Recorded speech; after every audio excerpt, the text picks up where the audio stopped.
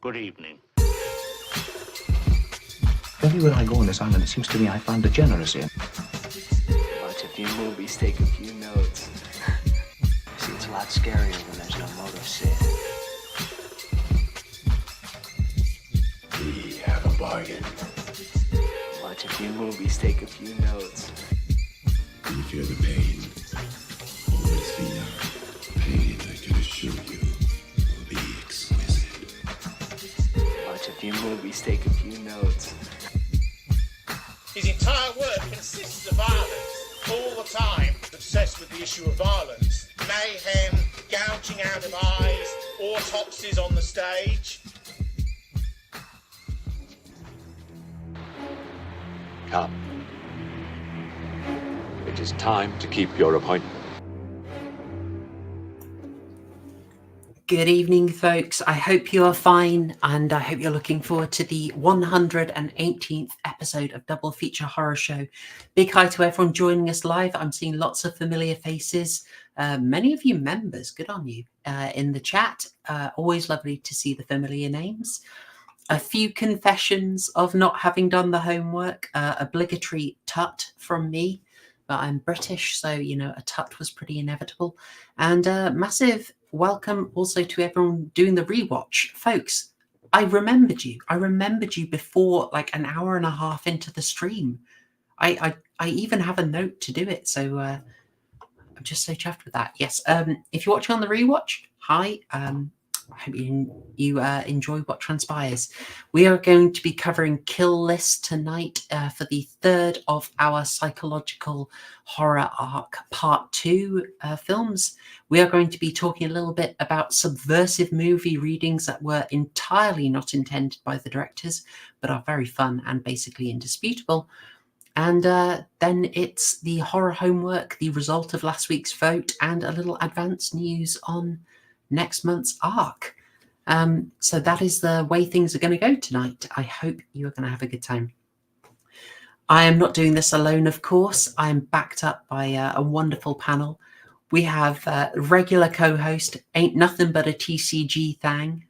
How you doing, TCG? Oh my God, these are getting bad now. it was that, or it was Gwen Stefani. Oh God, you're gonna have to do it now. I'll give you a bit of the old Stefani last week, but I've been really hooked on What You're Waiting For, and I've just had that on repeat. Nice. But yes, I'm good. I have a very full tummy. I had a Nando's that arrived very late, so feeling a little bit sleepy now. But good evening, chat. How are you all doing? And I'm for those who didn't do their homework.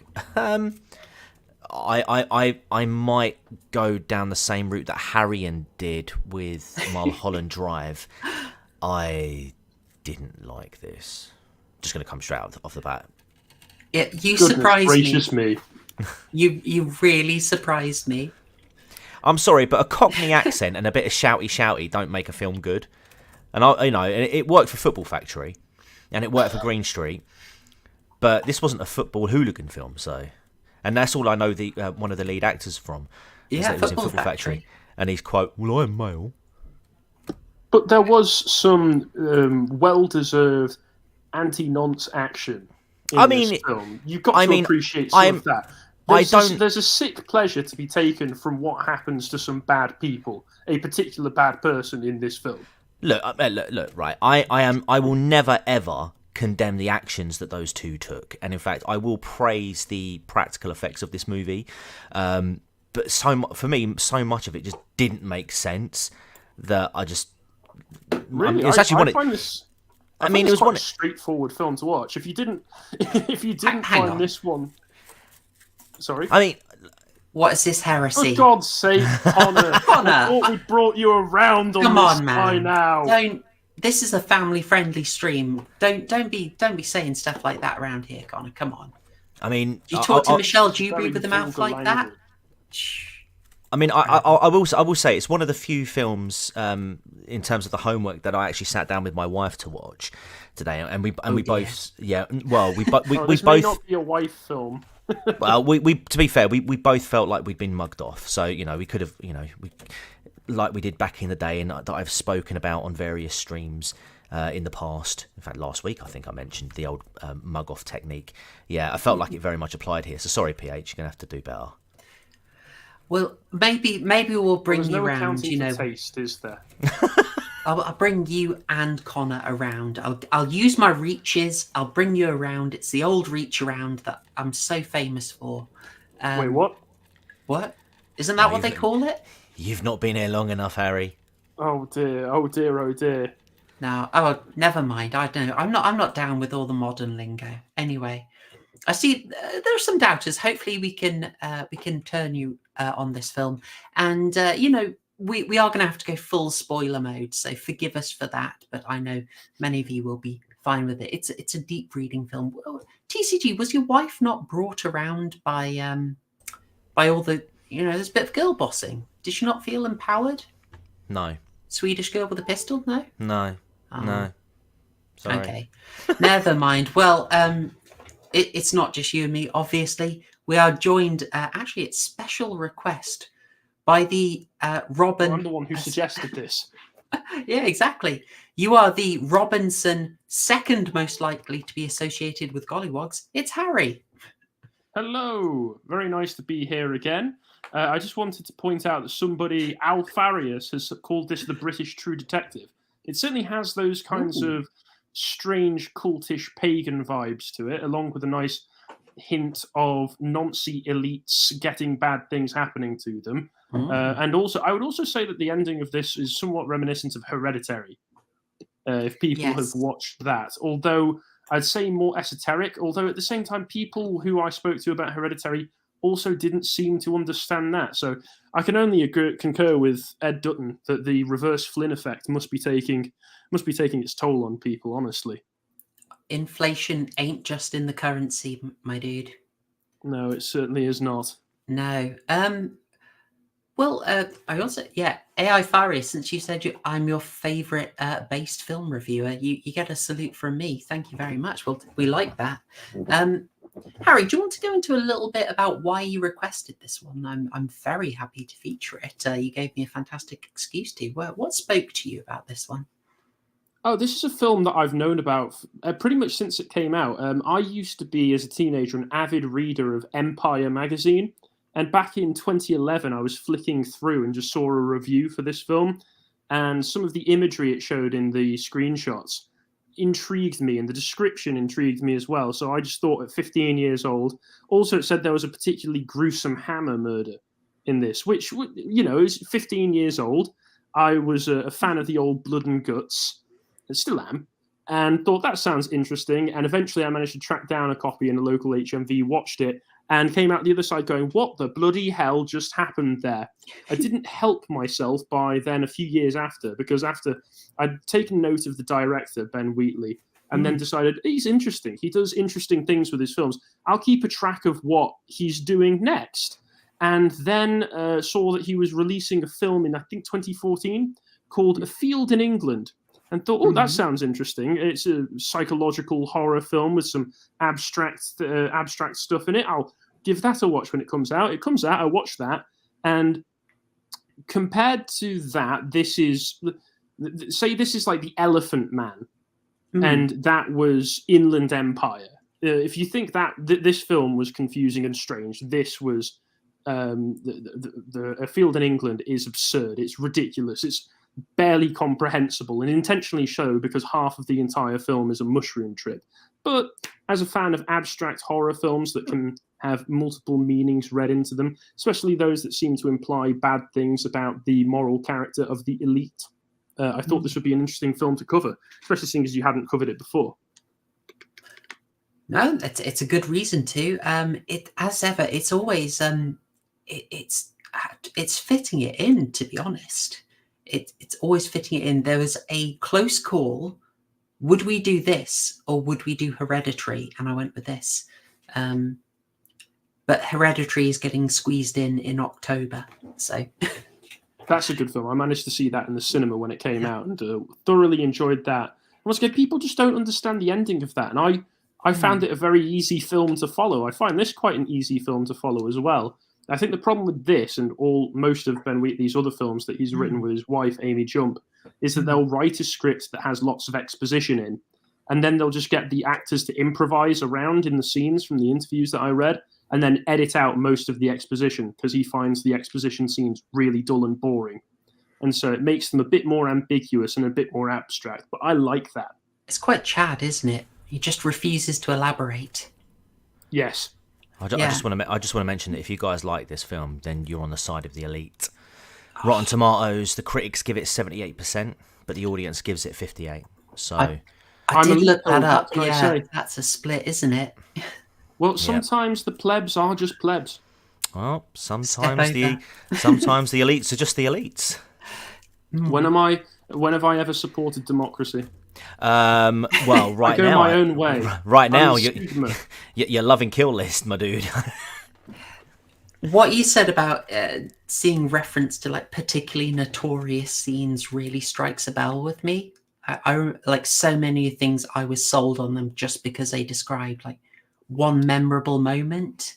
I think it's probably been quite impactful because my taste in these films, as you'll know, TCG, is I like a film that has a big moment, a massive payoff. So like one thing that's like the end of Evil Dead 2013, even though it's like constant, it's pretty harsh throughout, but the end is just an explosion of gore. Or Cabin in the Woods or Brain Dead, explosion of gore. I think the one from back in the day that might have been Empire itself, because I used to read it as well, was I think they talked about Profundo Rosso or Deep Red, which Saw ripped off. Yeah, they talked about the teeth being kicked out. I was like, oh, that's going on the list. Oh, see, that's probably one of the least memorable moments of that for me. The most memorable moment of that for me is the doll bursting through the small door. Because Saw 100% ripped that off. Sorry, paid homage to it. They paid homage. Yeah, of course. I love the film technique misdirection in that, where you're expecting something bad to enter through the big double doors that the camera's focusing on, and it just comes out of the side of the screen. Very well done. Did you go for that abstract horror like this, a sort of mind-bending stuff quite early, or is it sort of later that you got into it? I've always been slightly into it. I think this was one of my first big exposures to more abstract style horror, and I was only intrigued because of the Empire review that I came across, but it did give me a bit of a taste for it early on. Before that, probably the most abstract horror I watched was probably, and this film has lots of references and allusions to it, particularly in the way that the music and the score is utilized, was The Shining. Yes. Yeah. Like The Shining, this film has lots of moments where something relatively mundane is happening, and yet they're playing the big horror strings in the background to build tension that goes nowhere. Oh, definitely. And you probably won't be surprised to hear that Wheatley and Jump very focused on Kubrick. They reference Kubrick quite a lot in some of the interviews about this film. I might tinfoil about that a bit. Myself. Yeah. There's some other Kubrick sort of techniques that they use, or maybe possibly went for some of the inspiration that Kubrick used for The Shining, some of the background reading, some Freudian stuff. Maybe we'll get into that. But yeah. When you talked about how they like to take out some of the explanation as well, hang on a second. We're talking about the film. We're into the film too far. We're gonna have to pull back. Guys. We've got a topic section, and before we have a topic section, we got some shilling to do. So let's quickly do the shills. Oh, sorry. I love this film. TCG, apologize. This could be apologies. This could be a tough stream. No, apologize. No, apologies. All right. Apologize. All right, TCG, tell you what, this is going to be a difficult one, man, for you. Do you want to get your shilling out first, my friend?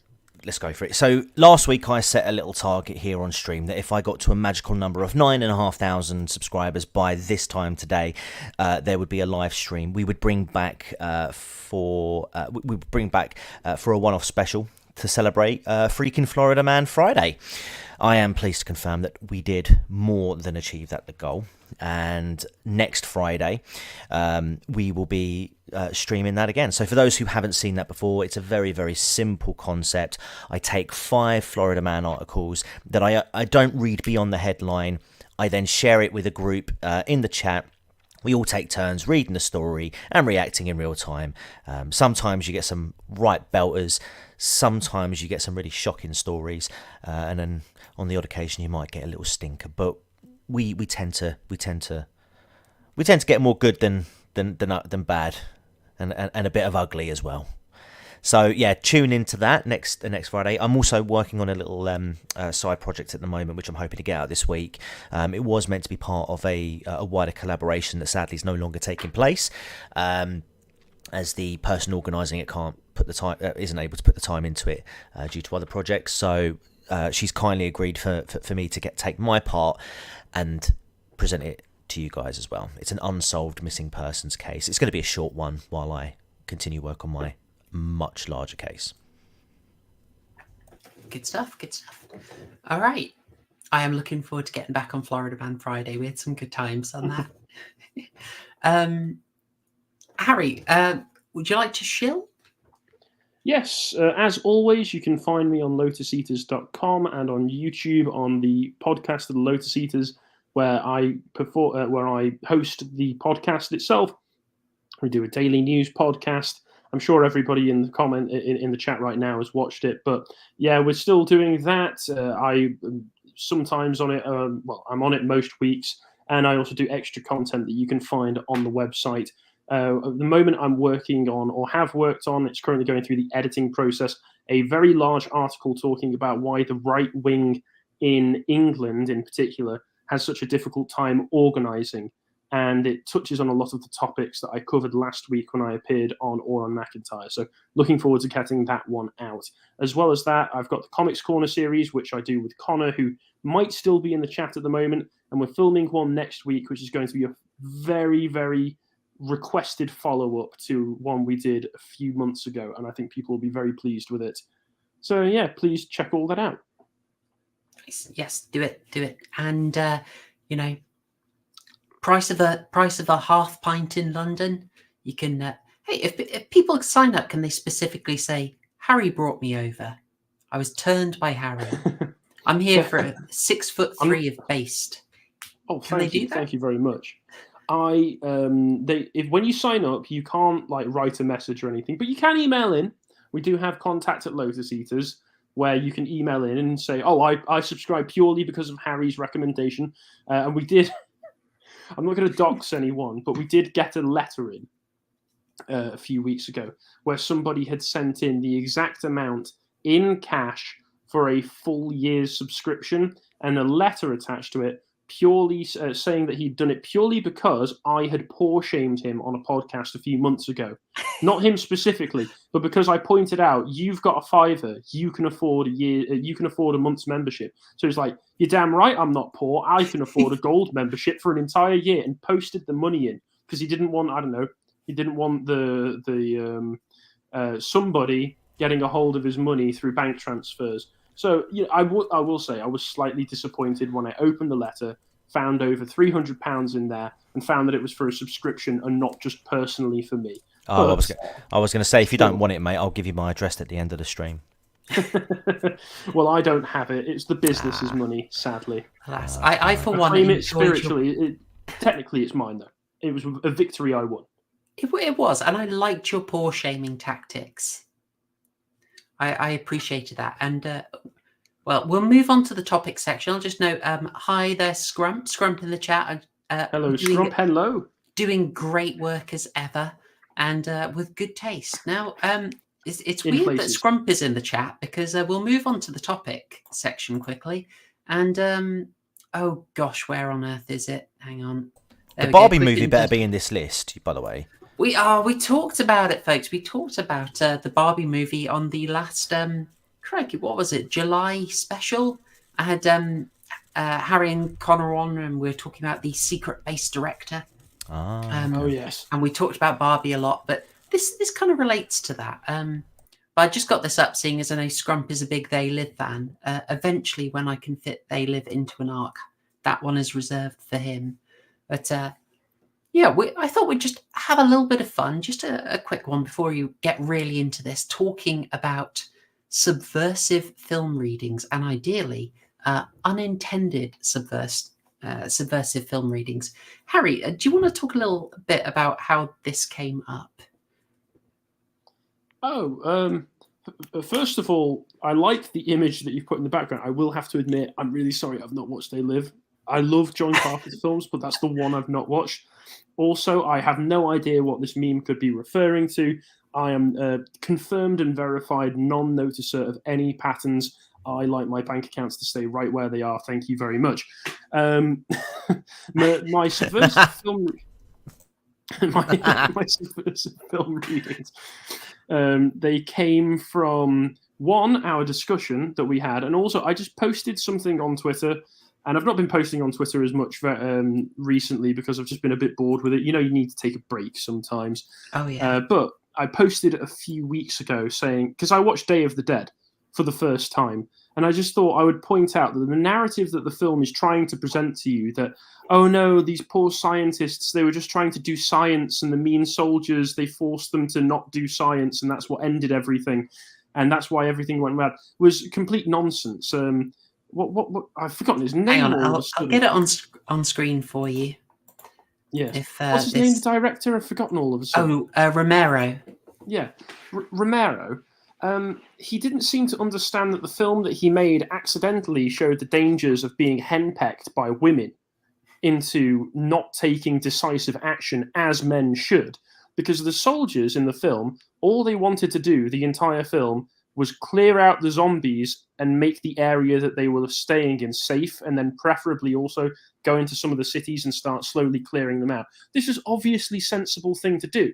This is the clearly proper thing that you should be doing. But no, instead they get henpecked by a woman who's part of a science team who were doing research on zombies to find maybe a cure. I don't know how you cure people who half their flesh has rotted off. Doesn't seem to make much sense to me. And then it turns out that the head scientist is actually basically just doing some games with his pet zombie who he's teaching to talk, and then feeding the remains of their dead comrades to. And then a soy boy soldier who was a complete lack of testosterone. He'd been taking in a lot of fluoride in the water, I can assume. He had very, very suspicious hairline and beard. And he ends up going crazy, and because of the fact that he's a complete cook, opens all of the zombies into the base they're in and gets them all killed. So the message of the film was just listen to the soldiers. 100%. I had never thought of the reading. Once you said it, I was like, yeah, nice.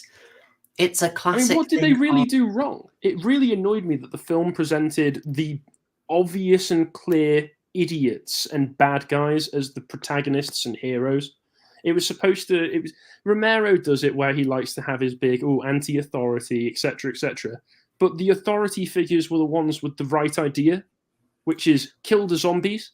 Obviously, that's what you would do in a zombie apocalypse. You kill the zombies, especially if your military base is completely surrounded by zombies behind a fence. Where you could even just do Walking Dead and get a sharp stick and poke them through the head. You don't even need to waste ammo. It was very frustrating.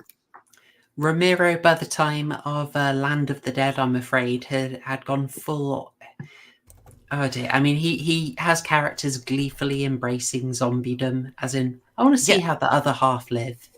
I'm just it's really weird because I've noticed that actually recently with zombies, like trying to be inserted into like social, like political talking points. So like there's this show on Netflix called Nation Z, and I was watching that. I think there's 6 seasons, but my fiance's watched that. That's good fun, to be honest. It's silly. It's very silly, like. But I mean, towards the end of it, towards the latter series, they end up in a sort of like in a camp, like with a bunch of other people, but there are other people there that are also zombies, but these zombies are like fully fledged people. Essentially, you give them a biscuit, which is called a biscuit, and it basically keeps them human. It doesn't give them their zombie appetite or anything like that. And essentially, like it's kind of like an allegory for like human rights and championing democracy, but like on the side of the zombies are people and we should be treating them as such. And I'm just sitting there thinking like, no, what you need to be doing is detaching their heads from their shoulders.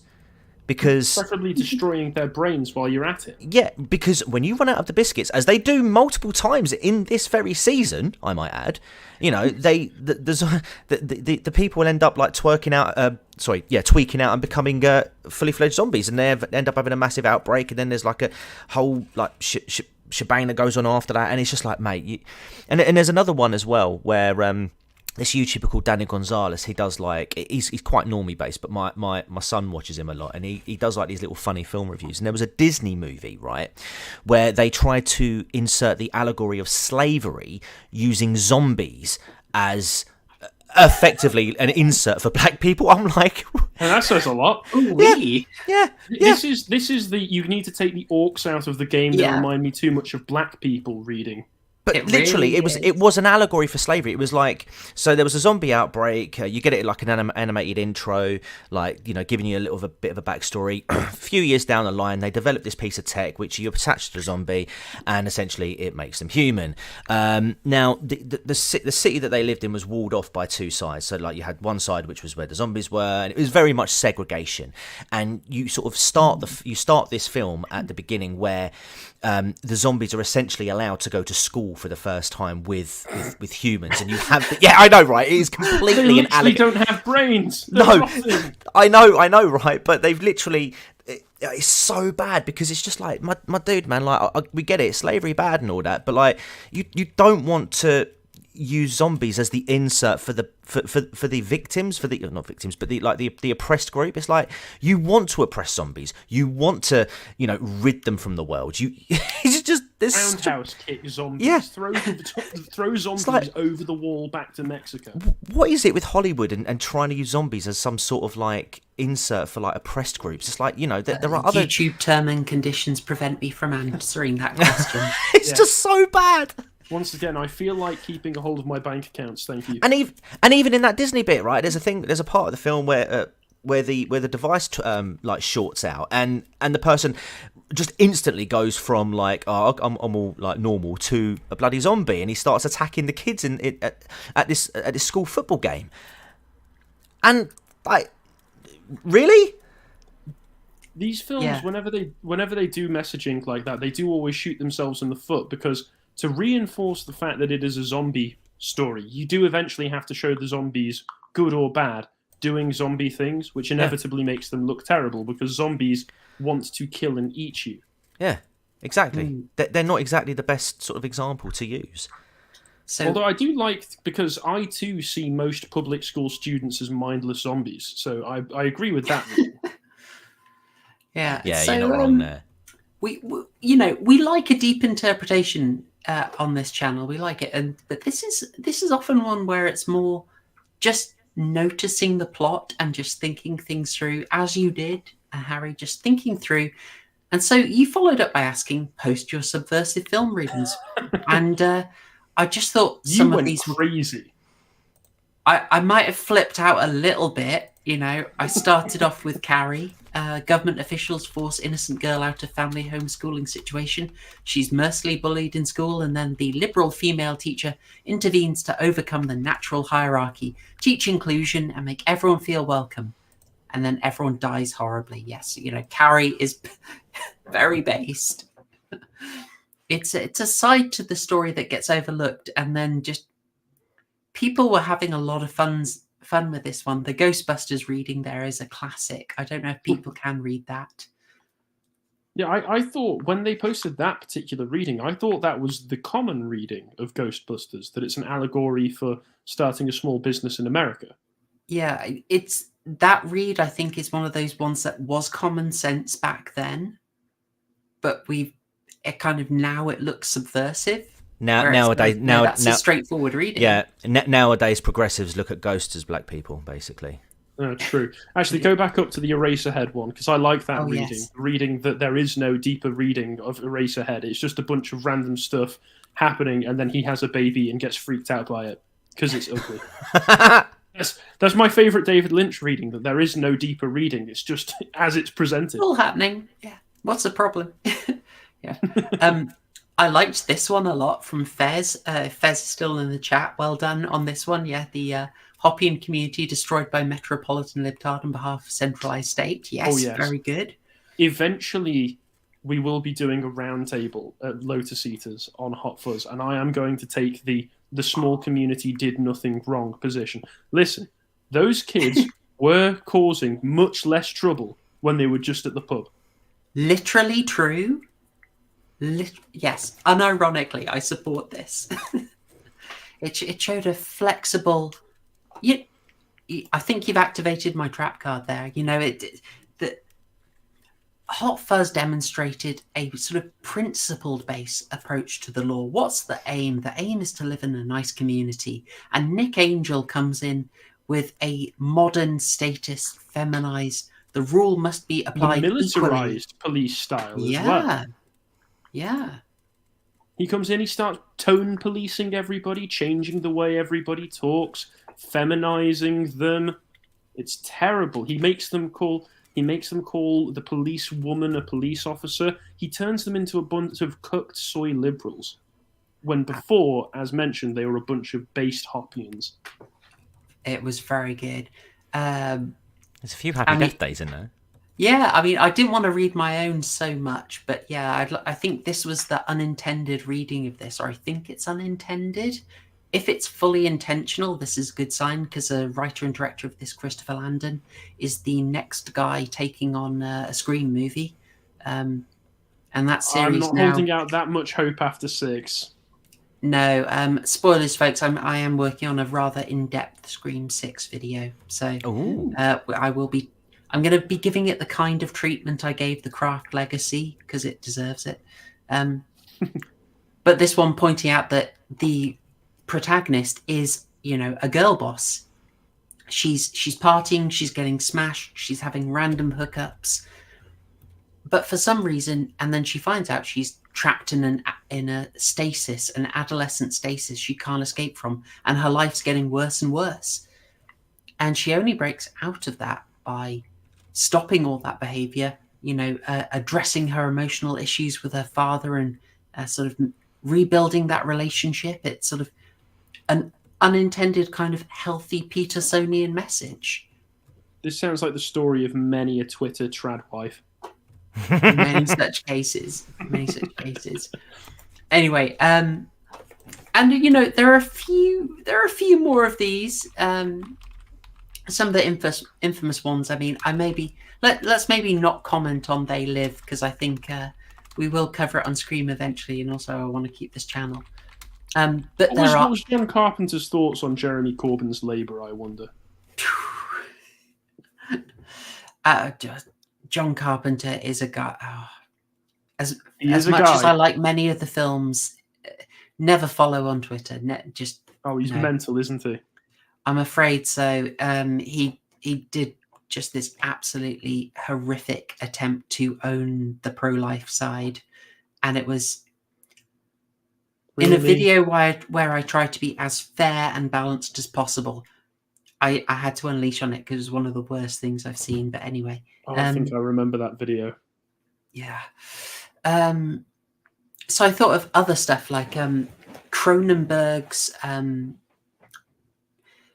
Cronenberg series often gets described as sort of unintentionally reactionary. That so you look at The Brood, and The Brood is very much a sort of the terrible effects of a woman being appeased constantly and being pampered results in psychotic tendencies that reach out. It's a sort of horrible effects of a divorce spreading outwards. Quite a sort of conservative position these days. There's also one of the things he recently, like John Carpenter with They Live, Cronenberg had to specify that this was not what the film was about, guys. He had to specify that Crimes of the Future was not about let's just say, certain controversial surgeries that are in the news a lot these days. Oh, really? Yeah. There is a quite transhumanist vibe and thread going through quite a few of his films. Having only watched Videodrome of Cronenberg's films, that had a bit of the old transhumanism in it, and also the classic television is rotting your brain and indoctrinating you into ways of life that aren't natural. The Fly, probably as well. Scanners has the old elites controlling your mind vibe to it. Yeah. I can see why people would read into his films.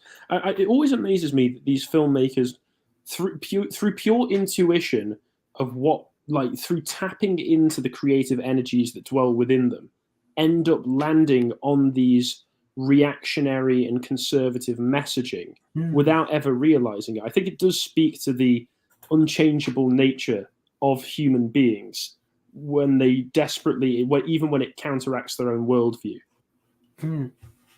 Yeah. So would you say almost like you have to actively try and keep I guess almost like common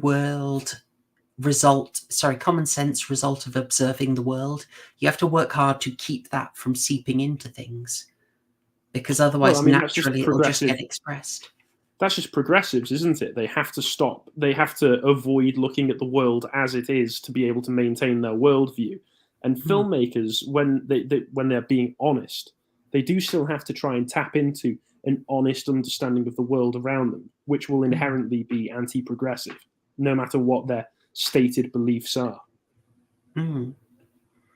Yeah. So I go with that take. Like, I don't know if I've just got 7 up because this was here, but did they really intend to show that their human rights standards and process is actually useless and enables horrific crime? At the end. Sorry, I missed that. Brad Pitt did nothing wrong in that film at the end. No, absolutely. I'm always torn on his acting at that bit, though. I know what you mean. I think it's honestly a very accurate portrayal of how a man would break down in that situation. The problem is when shown on screen, it is very memeable. It's extremely memeable. Anyway, I'll stop it there. I'll just sort of advise that it's worth looking into things. Some of the intended hidden meanings, Stanley Kubrick is your best guy for that. He hid things very deep in his films. But also there's unintended stuff that sneaks by and is also a bit fascinating. So I'll leave it there because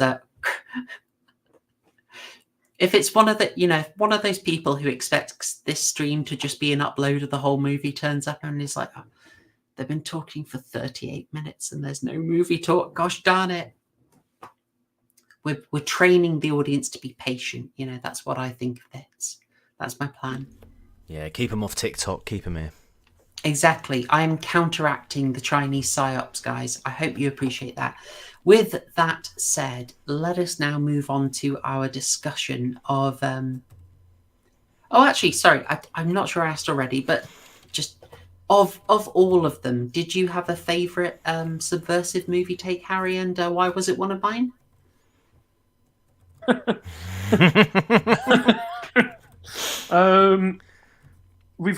You posted so many. Honestly, I can't remember most of them off the top of my head. Oh god, now I'm trying to find the thread again. You've taken me off guard here. I will say I do like the Happy Death Day one, just because that's one. Yeah, the Happy Death Day one is good. Honestly, because it's a take that I already held, it might be the Hot Fuzz one, and I know that wasn't one of yours, but I'm sorry. It's absolutely fine. Fez, you won this one. I see you in the chat. Good on you, friend. Good on you. Well done, Fez. All right. Well, we will now move into the discussion of Kill List. We will spoil it backwards, forwards, any kind of way we can think of. This movie will be... Well, I mean, we'll describe what happens in it. Will we explain what it's about? I don't know. We'll give it a go.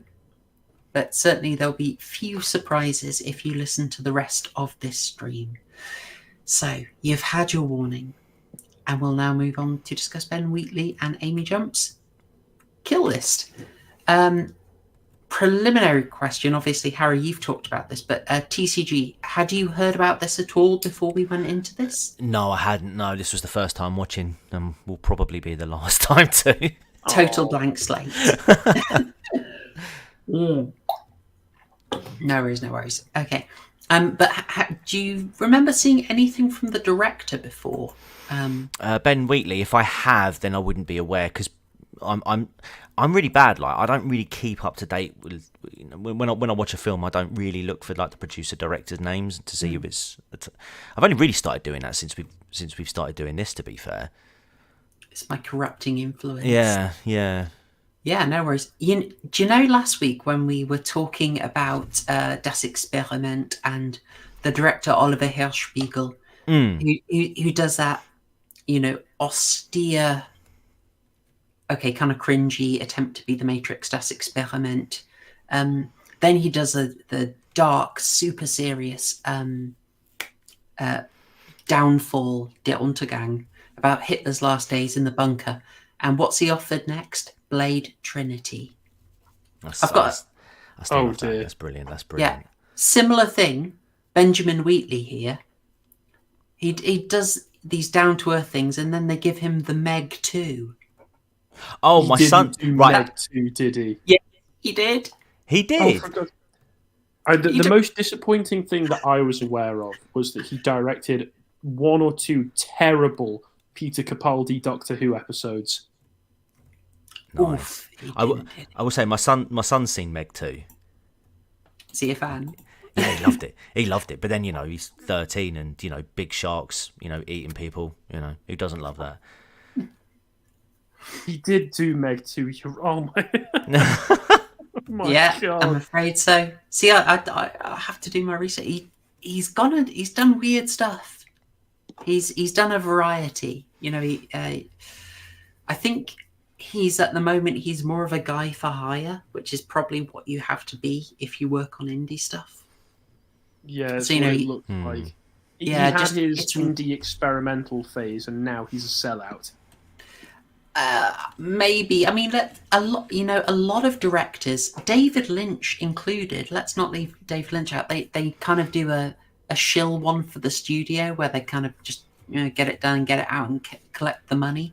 Then they do the film where they have complete free reign, like Lynch with The Elephant Man and Dune. Hitchcock was like that. Yeah, with he Rope. only did that twice, and then after Dune, he hated it. So he just went back to doing weirdo films. True. Yeah. I'm not meaning to throw him under the bus. I mean, I think Wheatley, it looks to me like he did High Rise for the money. He did Rebecca for money. High Rise was still a strange, abstract, and experimental film, though. I wouldn't say it was anywhere near as successful as this and was a bit slick for me. Also, I just didn't really like it that much, but it was still weird. I think it mangled the message and took a lot of the teeth out of the the sort of weird psychological, recursive, incestuous thing that the architect is meant to have was taken away. So I just felt the teeth had come out of the film. Come out of the story in the adaptation there. But yeah, it kind of makes sense if you're making a mid-budget movie. You get a director who's up from the indies but is used to working with a smaller budget. But anyway, Ben Wheatley, as you've gathered from this in this quick intro, he started off making sort of internet stuff and went viral with a few of those, which got him into ads, which then got him into independent filmmaking.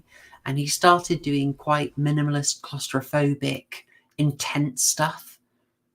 This would be, I believe, his second feature. Let me just confirm.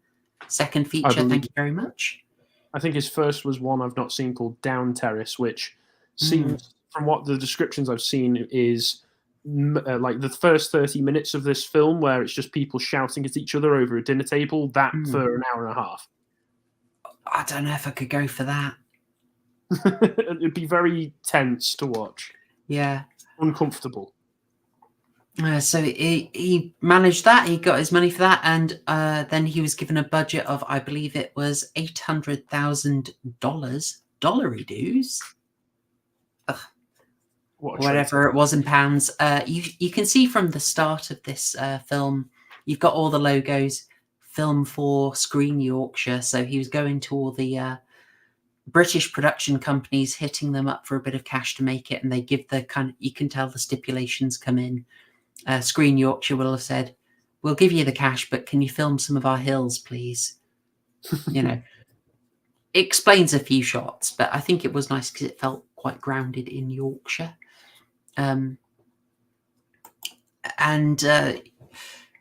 It seems like the box office for it wasn't astounding, but it became a sleeper hit. From what I gather, this film has turned up on many a best horror list, or best indie horror, best low budget horror, or underrated horrors. This turns up quite a lot. That's how I actually found it when I was turned on to this. So it's a bit of a sleeper hit.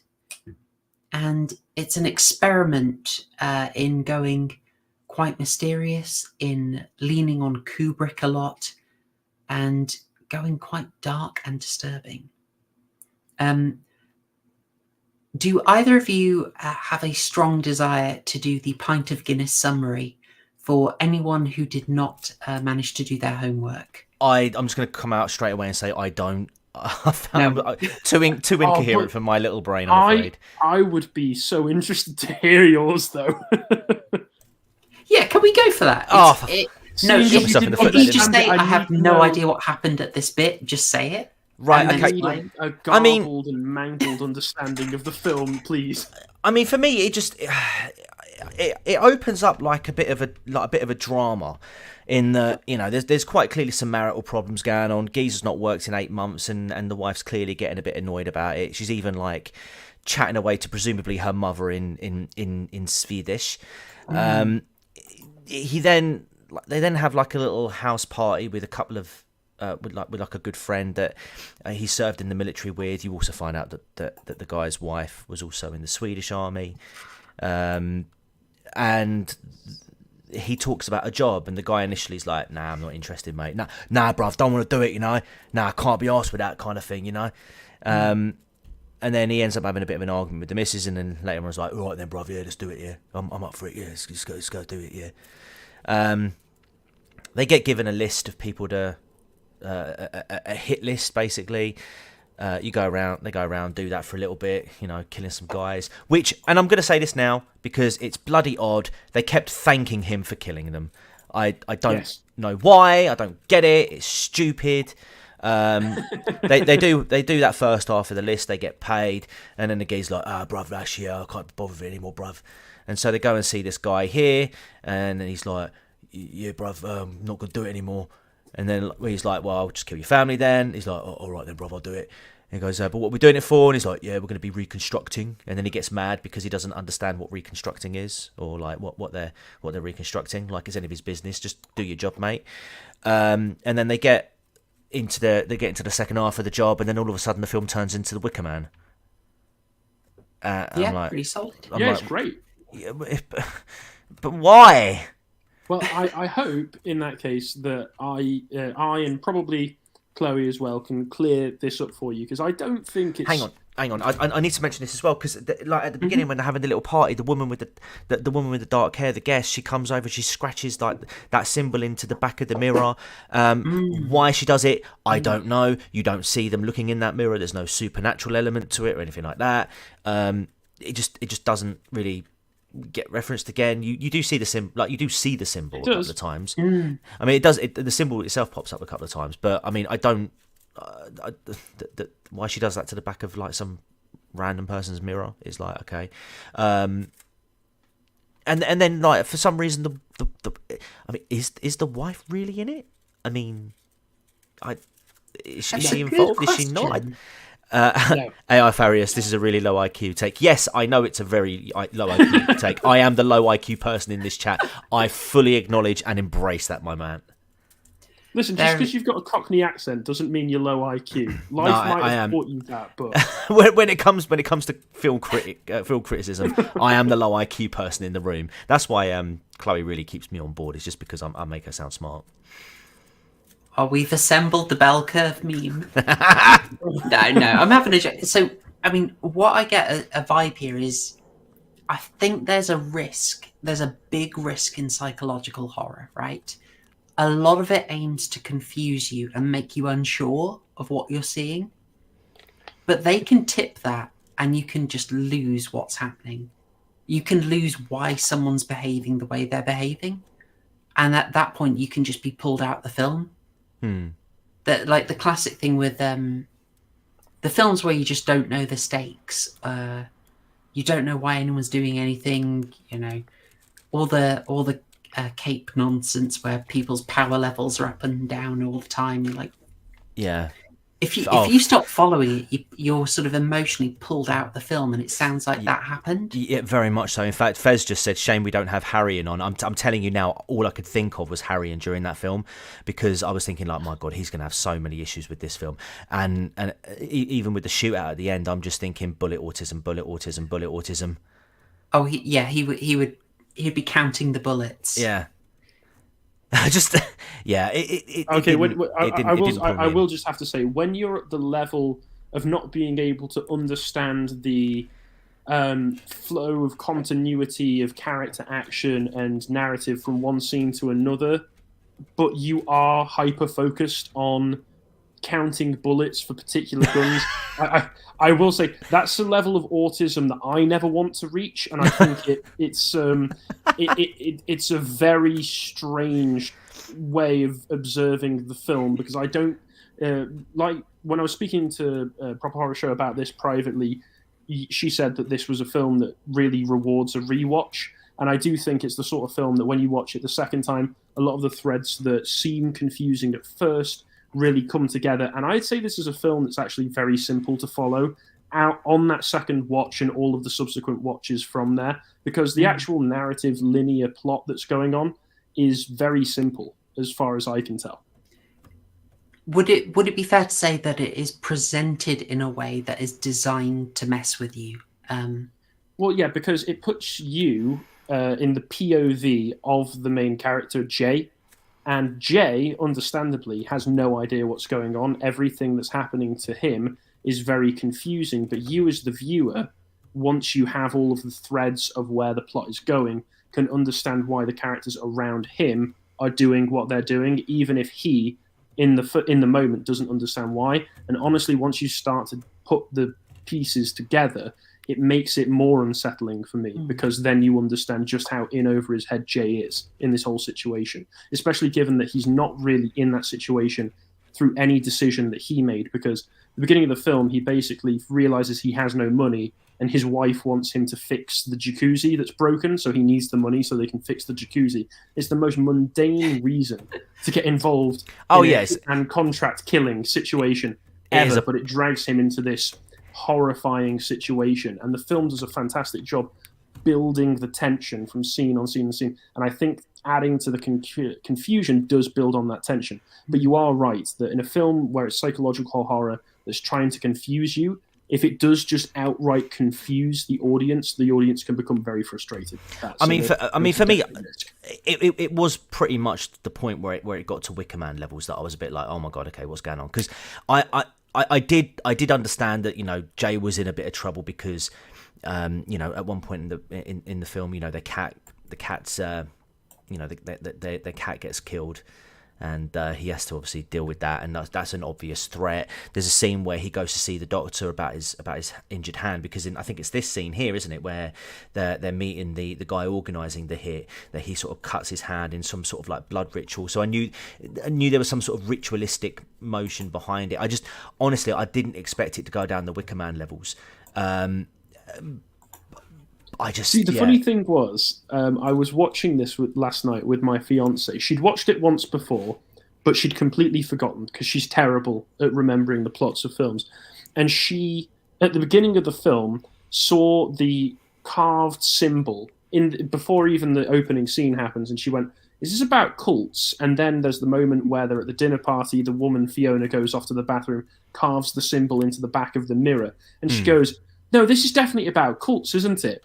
And then at the end of the film where the cult shows up, she goes, "Wait, this is about cults?" So perhaps Perhaps you had a similar experience to her there. Probably. Harry's goldfish Probably. fiance. I know, Look, are we incredible. just gonna? Are we 54 minutes into the stream and we haven't talked about how he's hired by Creepy Joe? He is. I just. Oh my god! Oh my god! He's even ready to sniff. That would explain some of the plot elements. I'm sorry. I want my chocolate dip. I'm going to throw a few more things your way, TCG. Like, to be fair, there was a major conversation. I have not managed to locate an entire copy of the director's commentary. And I'd be quite interested to hear it. But on it, Wheatley and his wife, Amy Jump, who have cameos in this movie, I believe. I must have missed them. I have got a screenshot. We will get to it. They talk about a conflict they had where they were doing what Harry said, going through, giving the exposition, and then just taking it out. There was a big debate over whether they showed the cult symbol at the start or not. Right. And just like how much they want to strip away. And the very non-linear editing where you have, say, early on, the big fight in the house, and then immediately they're laughing again.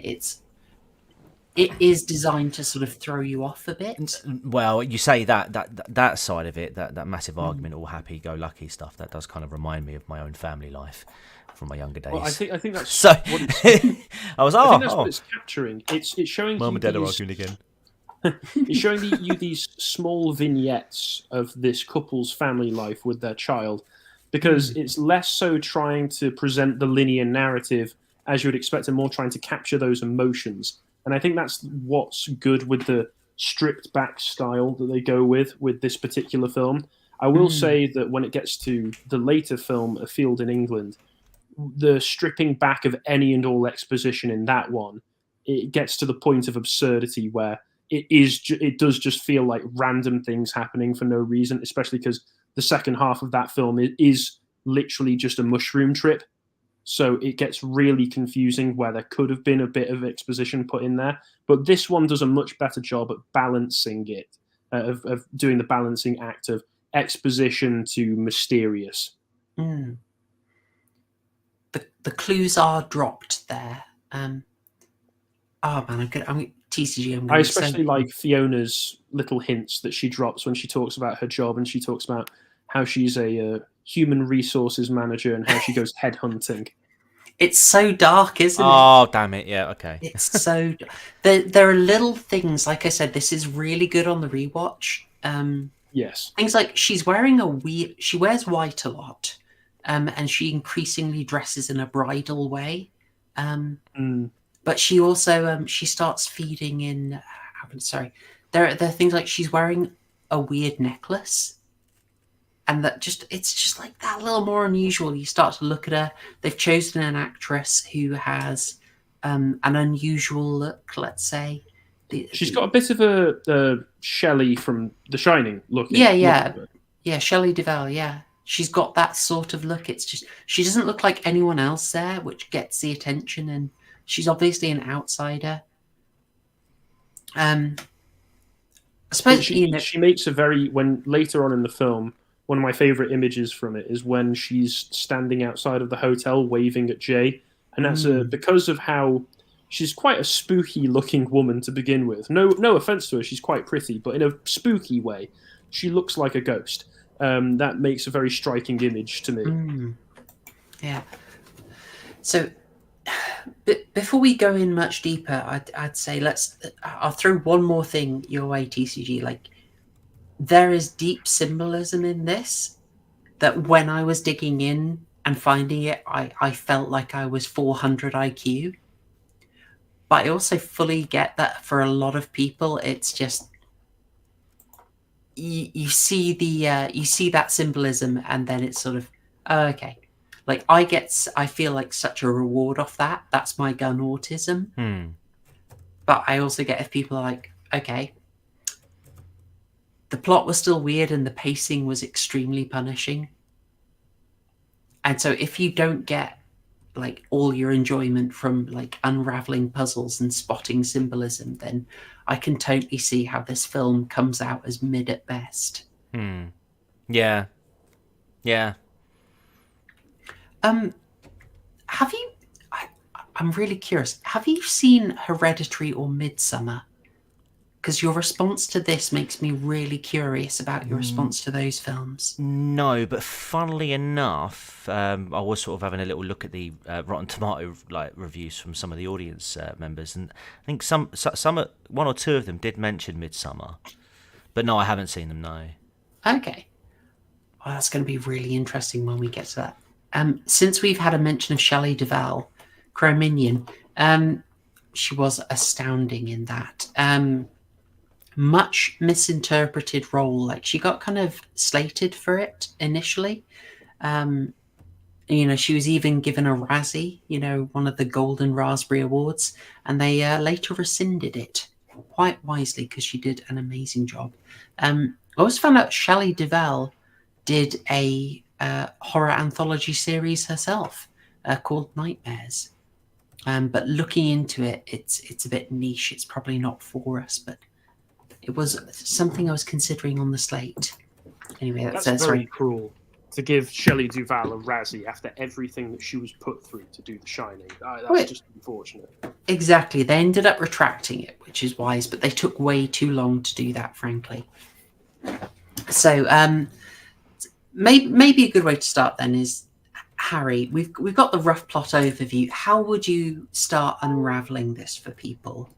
Should I just rip the Band-Aid off? Yeah, go for it. So Jay and his best friend, I think it's spelled Gal. Gal. Because he's Irish, it's like they pronounce it Gale, I think, throughout the film. They are ex-military men, and after they left the military, they became hitmen, and their most recent hit was in Kiev about 8 months before the film takes place. You never find out exactly what it was, but it's hinted that something very bad happened in Kiev. And seeing that it's affected Jay much more than it's affected Gale, it seems that in all likelihood, what I would suggest would be that Jay probably accidentally killed a child, in Bruges style, and has been unwilling to go back to work as a result of that because he doesn't want to do it. But in the meantime, he has been building up frustrations, building up resentments. His family life is starting to get into a bit of a tatters because he's just constantly arguing with his wife. They're getting into financial troubles. His son is constantly exposed to the two of them falling apart, falling out in front of one another.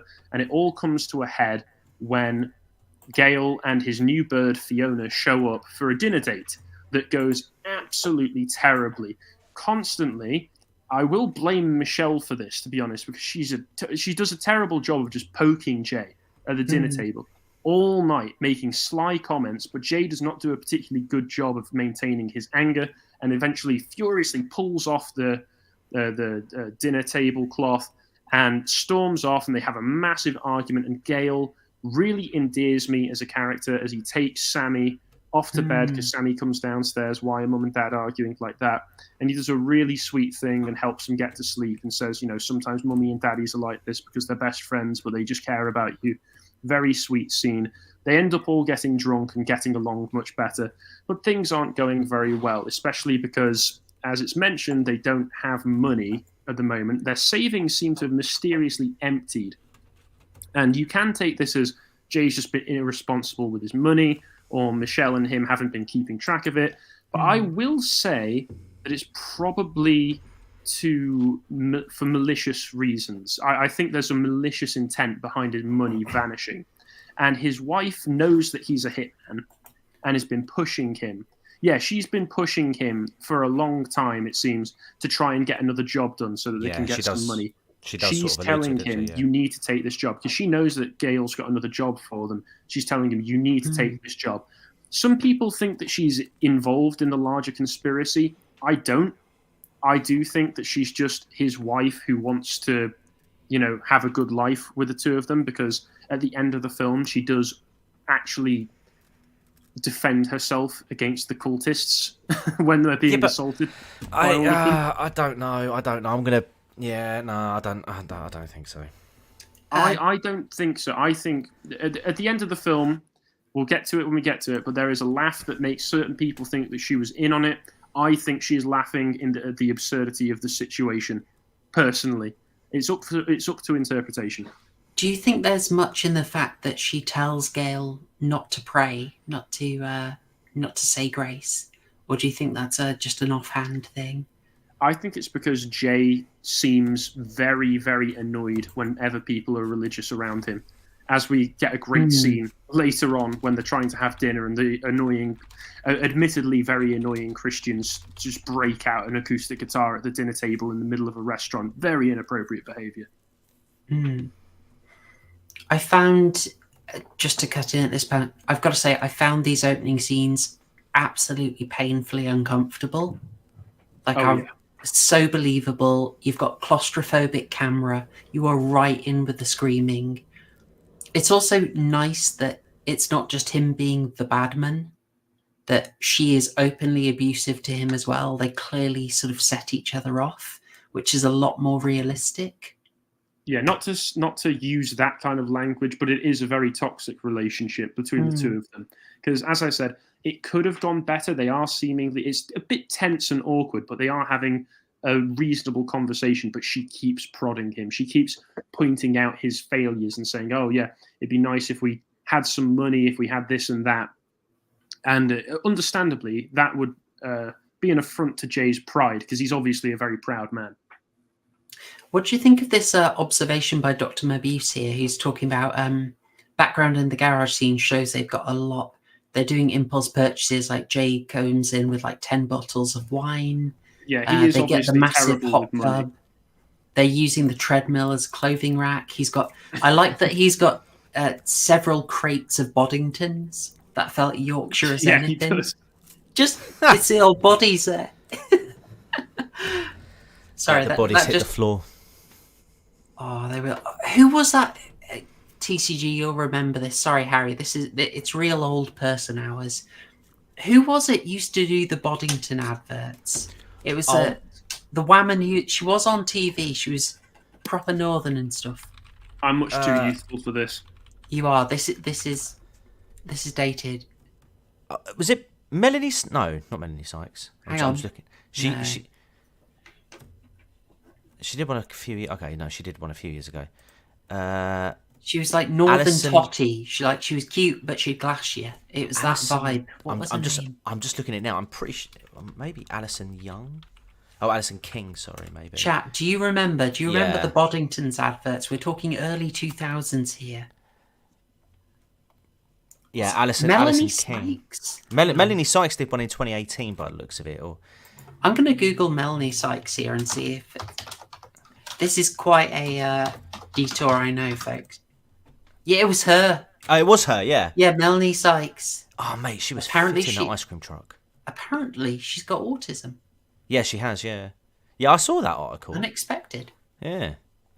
Anyway, sorry, folks. That was a minor Boddington-induced detour. You've just fulfilled so many people's dreams. Northern cute bird who sells beer also is autistic. Yes. Right, hold on. Let me get a pic. I'm going to get a picture of her just so you can so the chat can understand. Chap came in with Melanie Sykes as well. They remember. Okay. Well done, A.F. Ferris and Fairs. Yes, Melanie Sykes. But just in case you don't know what she looks like. All right. We aim to please. Do you want to send it in the private chat? Or... Just saving it right now, and then I'll ping over. Harry. You carry on with this wonderful stream while I continue to derail it. All right. So yeah, I do agree. I do agree that Jay definitely is an impulse buyer. I mean, when he goes out to get some food for the dinner that they're holding, he also buys 12 bottles of wine just for the sake of it. So he obviously isn't very good with his money. Yeah, you see that his cards get declined a lot, and he's sensitive about it as well. But at the same time, I like that she's nagging him over the jacuzzi, like the hot tub. It's just so unnecessary. But yeah, there are much better reasons to tell a man to get his life together and get his money sorted out. And it seems that as well as needing the money, the reason that he takes on the job is because of the fact that he just wants to get away from his family. He needs some room to breathe. He has been trapped in the longhouse for too long. He has been henpecked, and he wants to release some of the understandable frustrations that have built up. Oh, and in between that, there are some scenes showing that it's not all just bad. Oh, go on, show the pictures. Nice. Yeah, she's cute. I think it's zoomed in a bit. It is zoomed in a little bit. Yeah, there we go. Oh, that's better. Oh, okay. Now you've got my attention. That's a nice pint she's got. This is such nostalgia. Good time. Goodness me. Good time. It's like when you used to tape something off the TV and you'd have adverts from 14 years ago. Oof, good times. Good times. Oh yeah. Anyway, I taped a broadcast of some kind of monster, the Metallica documentary, and used to watch that constantly. And it had the very first Compare the Meerkat advert on it. That was nostalgic. Oh my goodness! All right, I'll take lovely Melanie off screen, but that was cultural. That was cultural. Okay, so we've talked. You're talking through. We're unraveling the film for everyone. So you talked about the home life and the setup and the dinner party. As I was saying, you do also get some quick flashes of scenes where you see that the home life is not just all bad and arguing. There's some moments where they have a pretend sword fight in the back of in their garden, which is shown in menacing slow motion, which later turns out to be some pretty morbid foreshadowing to the end of the film. Yes, there is. I'll get into it later, but a major way I look at this movie is that everything in the mission, lots of stuff in the mission is sort of foreshadowed in the home life. They mirror each other in a very dark way, which is why I think it's very significant that the cult symbol is carved on the mirror, because cultish things will be mirrored. There we go. And when he nicks himself with the razor, and they steal, and Fiona steals some of his blood later, and then he has the document, the contract signed in blood as well. Many parallels. Yeah. So where were we taking off from this? Sorry, I like Dr. Mabuse's comment. The scene with the cat, where the cat brings the dead rabbit. He's competing to assert himself even over his cat. This is how proud this man is. He's obviously... that was quite funny, that scene. Sorry.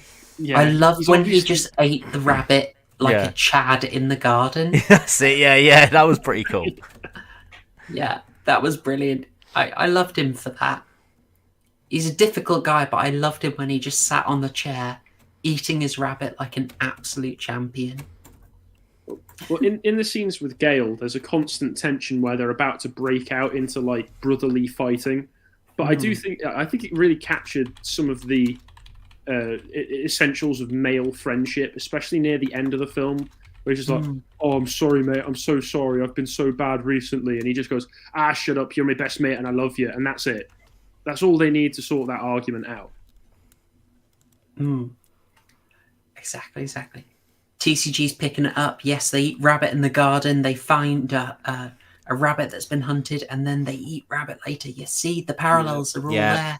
Do you know what? I'm slowly coming round to it.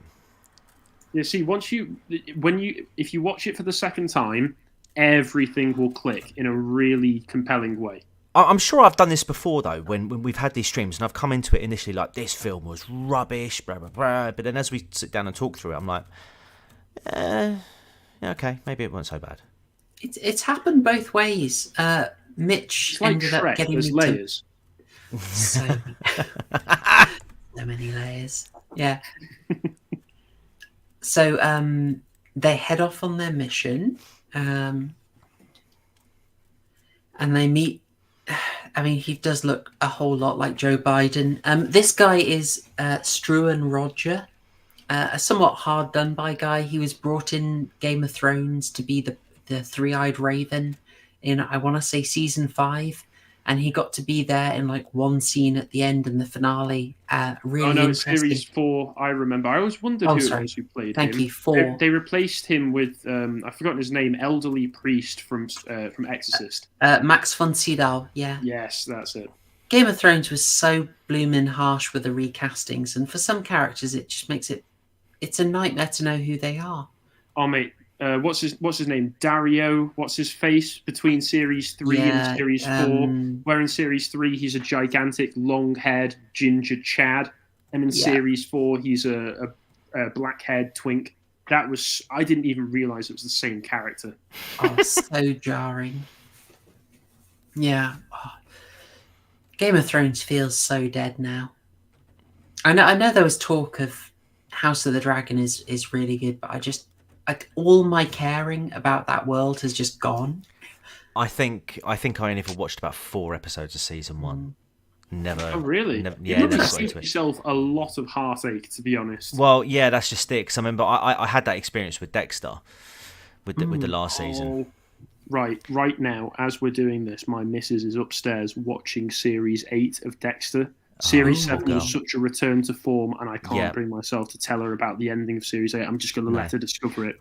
I've seen because they brought out a new season a couple of years ago, or a year or two ago, and I've watched that.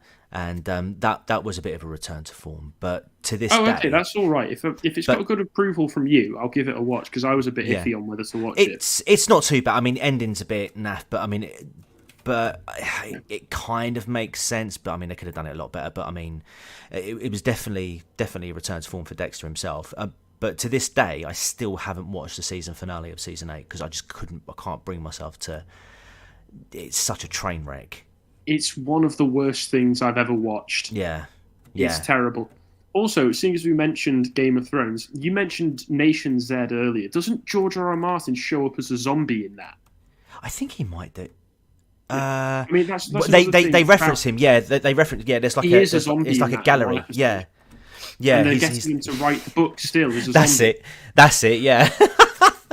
as a fan of the books, who is basically just, I accept he will die before he ever finishes them. I would be okay at this point with chaining Zombie Martin up as punishment for stringing us all along for 12 bloody years at this point, so that he can actually just finish them. Yeah, definitely. He can finish them, but I might buy the last. I used to be so into this, honestly. I'd buy the last 2 when it is done, but I'm not buying. Was it Winds of Winter and then waiting another 14 years for A Dream of Spring? Get wrecked. No. Honestly, I will buy The Winds of Winter when it comes out, just because I know that will be the last one. He's in his 70s now. It took him 12 years so far, and he's not even done yet, so he will be dead. He said and then we can get Brandon Sanderson not... in to finish the series. Yeah. Oh, dear. Sorry, folks. Game of Thrones derailment there. Gonna get George A.I. Martin to finish it. I think somebody did do that. They got ChatGPT to write The Winds of Winter. Did they? Oh my god! I was unironically gonna say, we should get ChatGPT, but someone's clearly already done it. Brilliant. Oh, I don't care, man. I love I love this whole AI stuff. The things the fun you can have with it, man. The fun you can have with it. Obviously, I don't want it dictating our lives, but, give me a little short story. Go on, you do that. Okay then, boss. Just take the guardrails off and let it be based, and I'll be happy. Yeah, and guys, as long as you say please and thank you, right, when AI does eventually take over the world and becomes our overlords, by being polite to your AI, it will at least guarantee you the position of family pet, so, Where are my testicles, Summer? Where did they go? I had them once and now they're gone. Oh, dear. All right. Okay. Back to Kill List. That was a heck of a detail. My goodness. God, I hesitate to even mention that Neil Maskell was in Football Factory, Nil by Mouth, Utopia, and also Fat Flags. Utopia. He does have a football lout look to him, doesn't he? Yeah. He's really good in Football Factory. I've seen that film so many bloody times. Yeah. And Michael Smiley, unassuming everyman in this. Yeah, fun little fact. I once had a cigarette with Danny Dyer and Tamer Hassan outside the back of Earl's Court. Oh, nice. Yeah. For those who don't know, Tamer Hassan was the he was the lead. He was the leader of like the Mill War gang, I think, in Football Factory. Oh, right. If I'm not mistaken. Yeah. I haven't seen that one, but Yeah, him and Danny Danny. Dyer. Yeah, they've done quite a few films together. They have. He looks like someone. I've just googled him. It looks like I think I've probably seen him in something. I wouldn't want to take a headbutt from him. No. He's got a stern, strong face. Where's GB for that physiognomy check? We need it. He's overloaded. Looking at old Biden here. No, whenever I do see this geezer though, is it Neil Maskell? Did you say? Yeah. Whenever I do see him, I always go back to Football Factory. For me, he's completely typecast into that role. I just think of him as Arby from Utopia. Right. Sort of very cursed series. It got its. I mean, the remake that they did was, let's just say, very modernized. Oh dear. I need to watch it. I've heard good things about it. It gets very messy. Just watch the British one because, how can I say, the American one is quite cancelled, but it had big problems because it comes out in 2020 or 2021 with a pivotal scene in the first episode where everyone is persuaded to take a vaccine that. I'm screwed on YouTube now, aren't I? Oh no! In the fictional show Utopia, in the first episode, they are persuaded to take a medical treatment delivered by means of a syringe that offs them. And it was somewhat of a sensitive issue at the time. This seems like it has no real-life parallels. We need not worry. It's just really awkward timing for them because it was talking about... Anyway, moving on. Kill List. So we've had this arrangement here. They've had this meeting. They've got their list of people. But from what you gather, they're told very little about it. They just know this organisation knows a heck of a lot about them, including their time in Kiev. That's right, yeah. And we don't know what happened. It's kind of like Red Dead Redemption, that job that goes wrong, or yeah. You never hear about it. You never hear about what actually happened there, but it only gets you're given some hints. You're given some hints at what happened. That's why I assume, given the hints that were given, that Jay accidentally pulled the trigger on a kid, because he seems to be the one who's much more hesitant to go back to work than Gail, who's just like, we can just get over it. We can just do a job like it's a job. Don't worry about it. Jay's the one who's been having trouble with it. He's also particularly sensitive to child violence. Why he's been... you're right. He's the one who's particularly sensitive to children, or what's implied to be bad things happening to children. It would probably also explain why he's letting his relationship go down the toilet and why he's impulse buying the way that he is, if he's got a bit of the old PTSD that he's not addressed. Well, I think he has, which is partially why we see those sort of jump cuts in the home so much. That it's showing his mood flickering quite a lot. And there's John Gores has suggested it might have been a massacre of civilians situation. Possibly, and with that, you could also include the idea that there would probably be kids involved in that as well. Either way, traumatic thing to do. I think it also explains why he has such sensitivity to religion and discussion of it, and his extreme unease at being told that God loves him. Speaking of Game of Thrones, there's Dolorous Ed. Wait. That's where I knew that guy was familiar. That literally is. He's Ed at the wall in Game of Thrones. Which one's that? Sorry, again, because the one with the guitar. Oh right, okay. Wait a minute. If you only watched a bit, you probably didn't see him. Yeah. It all wraps back around. The Game of Thrones tangent vindicated. Ben Crompton. There we go. We weren't just on a random one. I'll also point out that I'm pretty darn sure we've got the director and, director cameo here. So that is Ben Wheatley, I believe, in the middle at the back. And I think Amy Jump is, is that Matt Lucas in drag? On the left. Oh, there's some Marjorie Dawes energy there, isn't there? Yeah. This has all just been an extended Little Britain sketch. Yeah, well, could you imagine that? Oh dear. Tom Baker's voice comes in at the end.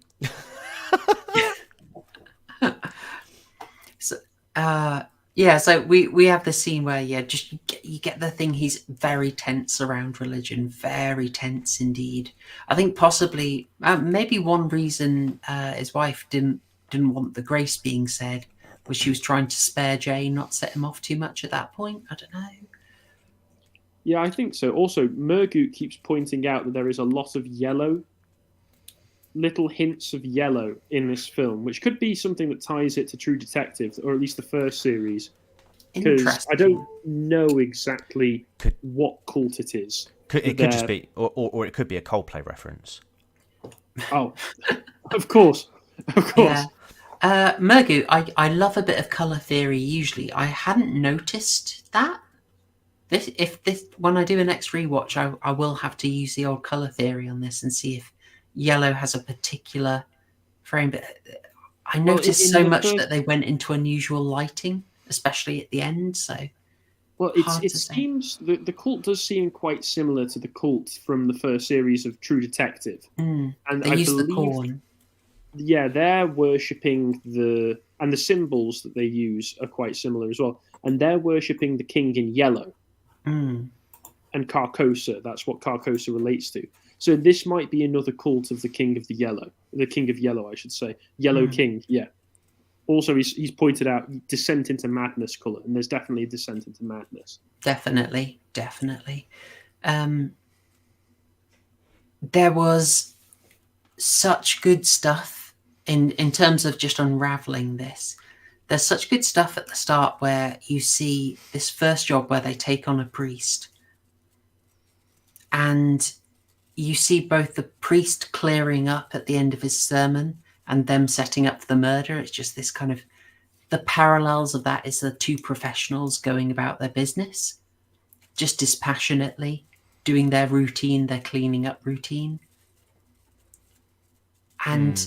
I thought, okay, that's a nice touch, but then it's also a setup for how things go off the rails massively. They completely stop being professional after this kill. Yeah, this is the only professional kill they do, where they even have all of the sheets laid out and they're able to dispose of the body very cleanly. Whereas all the other ones, they seem to be leaving bodies behind wherever they go.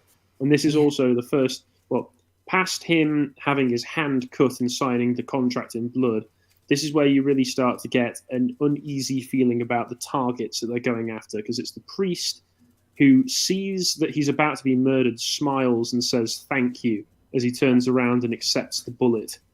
And sadly, the only moment where there are poor effects in this as well. Apparently, they had a full head, plasticine head created that they were going to explode for this, but they couldn't do it for whatever reason, so they just had to go with a rubbish CGI blood splat. Oh, I did not know that. Right, okay. Interesting. Yeah, I did notice the digital blood was very disappointing. I thought this was great writing as well. You can read the priest saying thank you as just a simple, you get to turn away. I don't have to look at, I can, face away from you. And it'll come as a surprise when I'm shot. It could easily be read as that.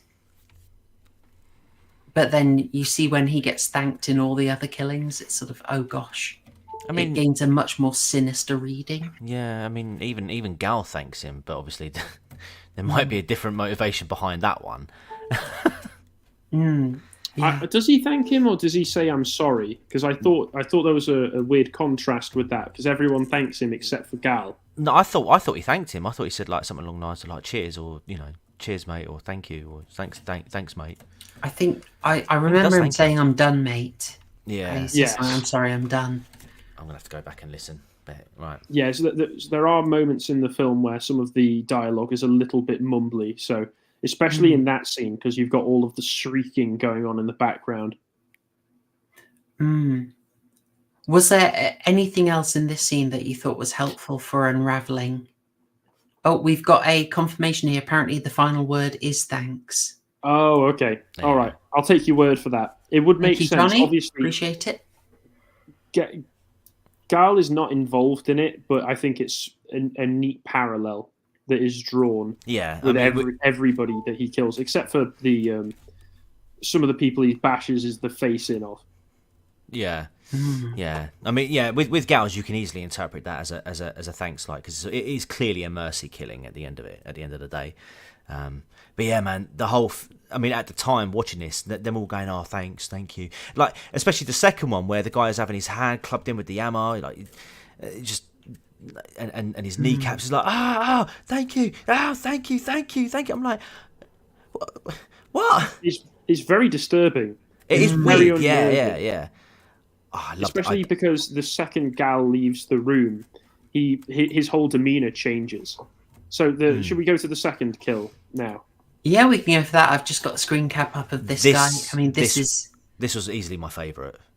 Yeah, this is where the film really takes a turn, I think, because first you see them tracking him, and he's got a lockup somewhere, and he's listed as the librarian as the kill.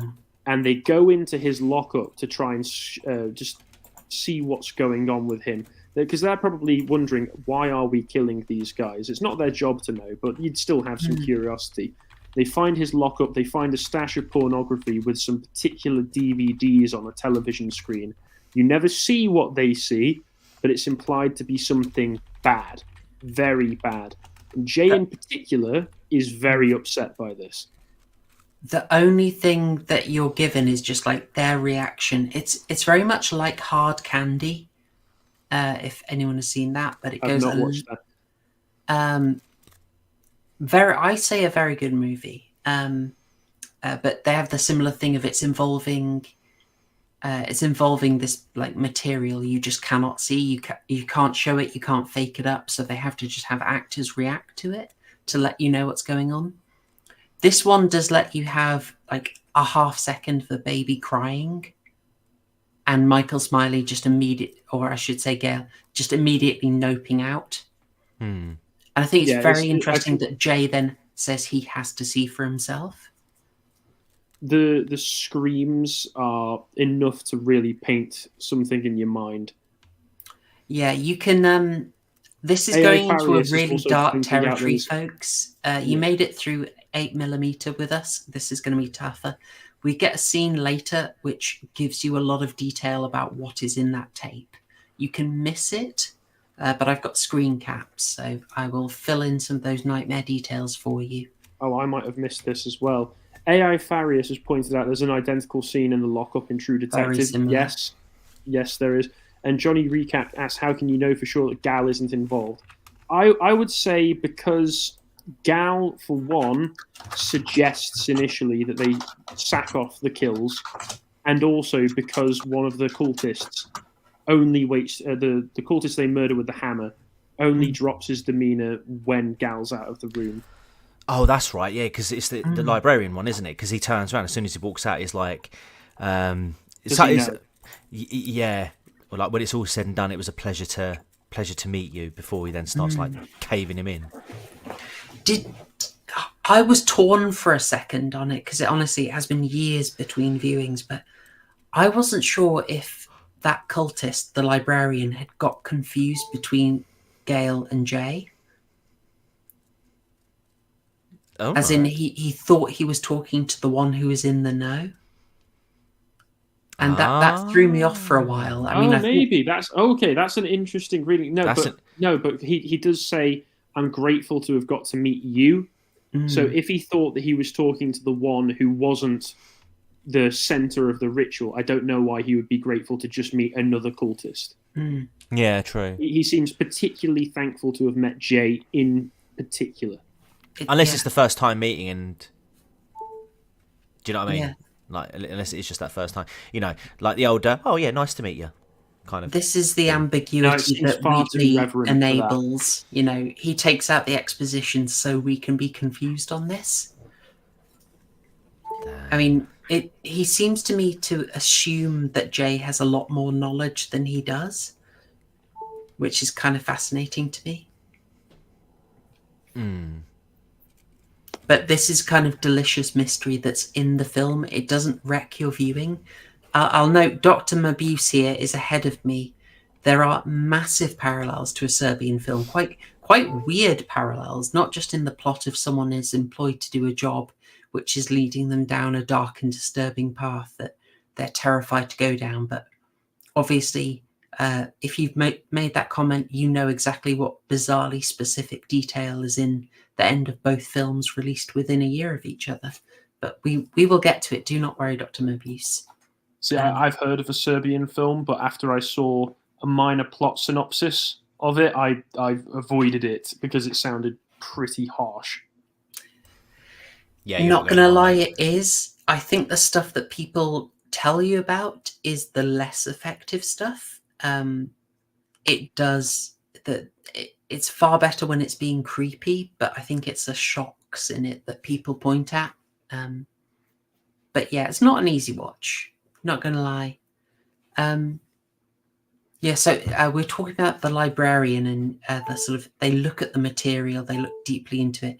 We are given it implications that this is not something I can describe easily on YouTube, but what is abusive and intimate material of those of a prepubescent nature. I hate you, Neil Mohan. Just let me say it. Gosh darn it. Yeah, thank you for that. Described very sensitively, and with this, they throw all professionalism out the window because you get a harsh cut to black, and then you cut back in, and they are just outside this man's house, smacking him in the stomach, smacking him around the face, dragging him into his own home to be tortured so they can discover who it is that's manufacturing those Dubs in the chat, well. boys. Dubs in the chat for that decision. Yes, absolutely. They did the right thing. Yeah, with the kind of thing this guy is collecting, we will have some dubs. I want to see him in the chat, folks. Just hammer that W. And also hammer the like for the stream if you haven't already. I am not a natural shiller, folks. I struggle to do it. So we'll... It doesn't cost you anything. It costs you less than a second, and you don't even have to click off the video. Just do it. Tell you what, I'll say what Scrump already says, and Scrump is a sensible chap. YouTube will basically not send this stuff out to people if there is not interaction with it. So a like gets it done. There's 31 people in here tonight. It's lovely to have you. So I want to see 31 likes at least. And, if you feel like leaving a cheeky comment saying, like, this has inspired me to take a trip to B&Q and then Parliament, then actually maybe not that specific kind of comment, but, be creative. That's all good as well.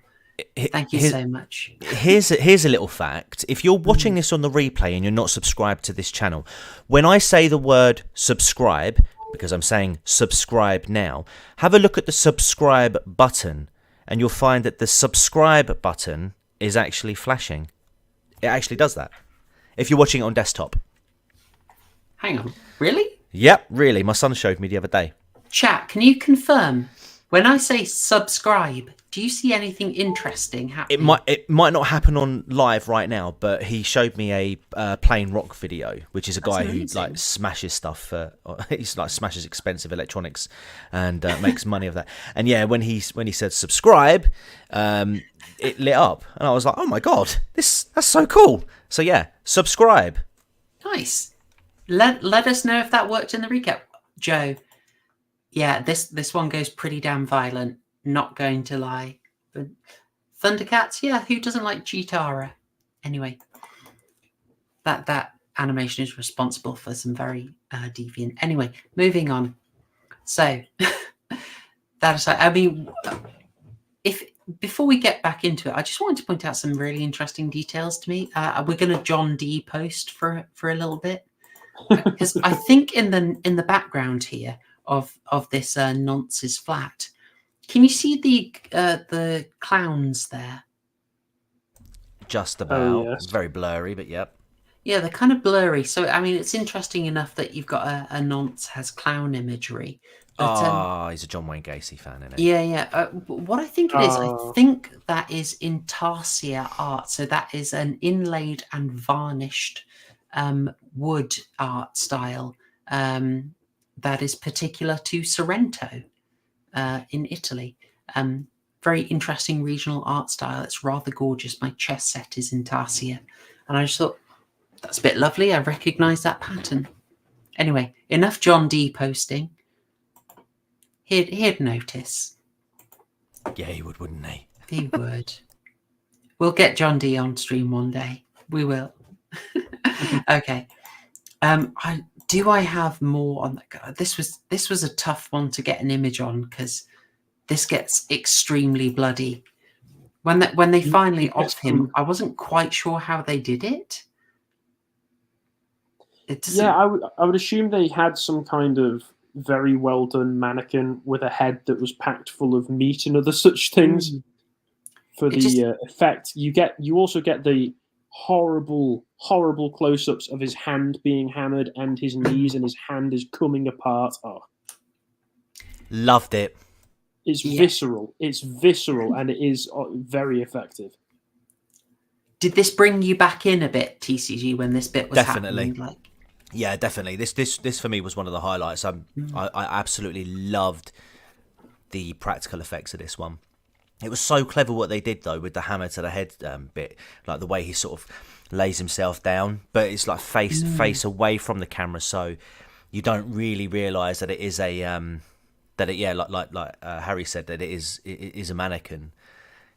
But yeah, it's just the way the head caves after that first hammer blow. It's just like, oh god. My wife even turned around. She was like, "Calm down." And I'm like, "But my god, that was good." It's the kind of shot you expect them to cut. And then they didn't, and he just keeps going, and you're like, "I'm expecting you to cut away at this point." That's it. Yeah. Any second now. I read an interview with Wheatley earlier today where he was talking, and the person mentioned this scene, and he said, "You always expect the filmmaker, especially in horror, when you're in the gore scene, to do one of two things. You either cut away or you cut to a close-up so you really get down and dirty with it."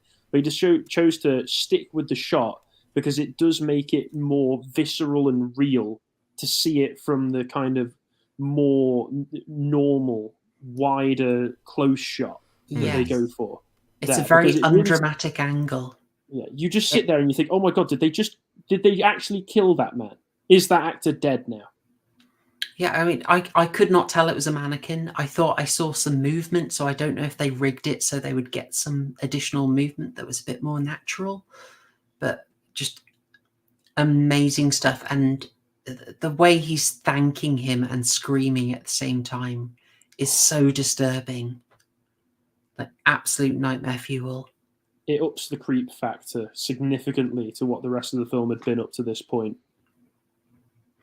Yeah, hugely. And I was such a fan of how immediately after that, Jay is just off. You know, Gale's kept himself out of the picture.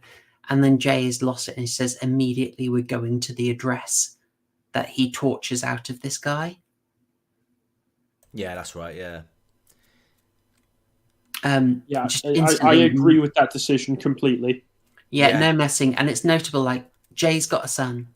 Gale hasn't. And I just thought that was my favourite bit about his character. He's on instant impulse and going straight there to shut it down immediately. And he chads his way out of it. He's not debating at all. I'm sorry, I like John Gorris's comment. He's just put down here, "Excellent casting decision." Yeah. Well, you can save on budget, to be honest. You know, that is just a regular kitchen, and they just found a regular nonce. So, yeah, why not? Times are hard in the British film industry, and things are grim up north. Yeah, I'll give you some of those grim details because I head straight there, and very interestingly, like Jay says, he's just going to go in himself. He's not letting Gale hold him back. Gale doesn't want much to do with this. No.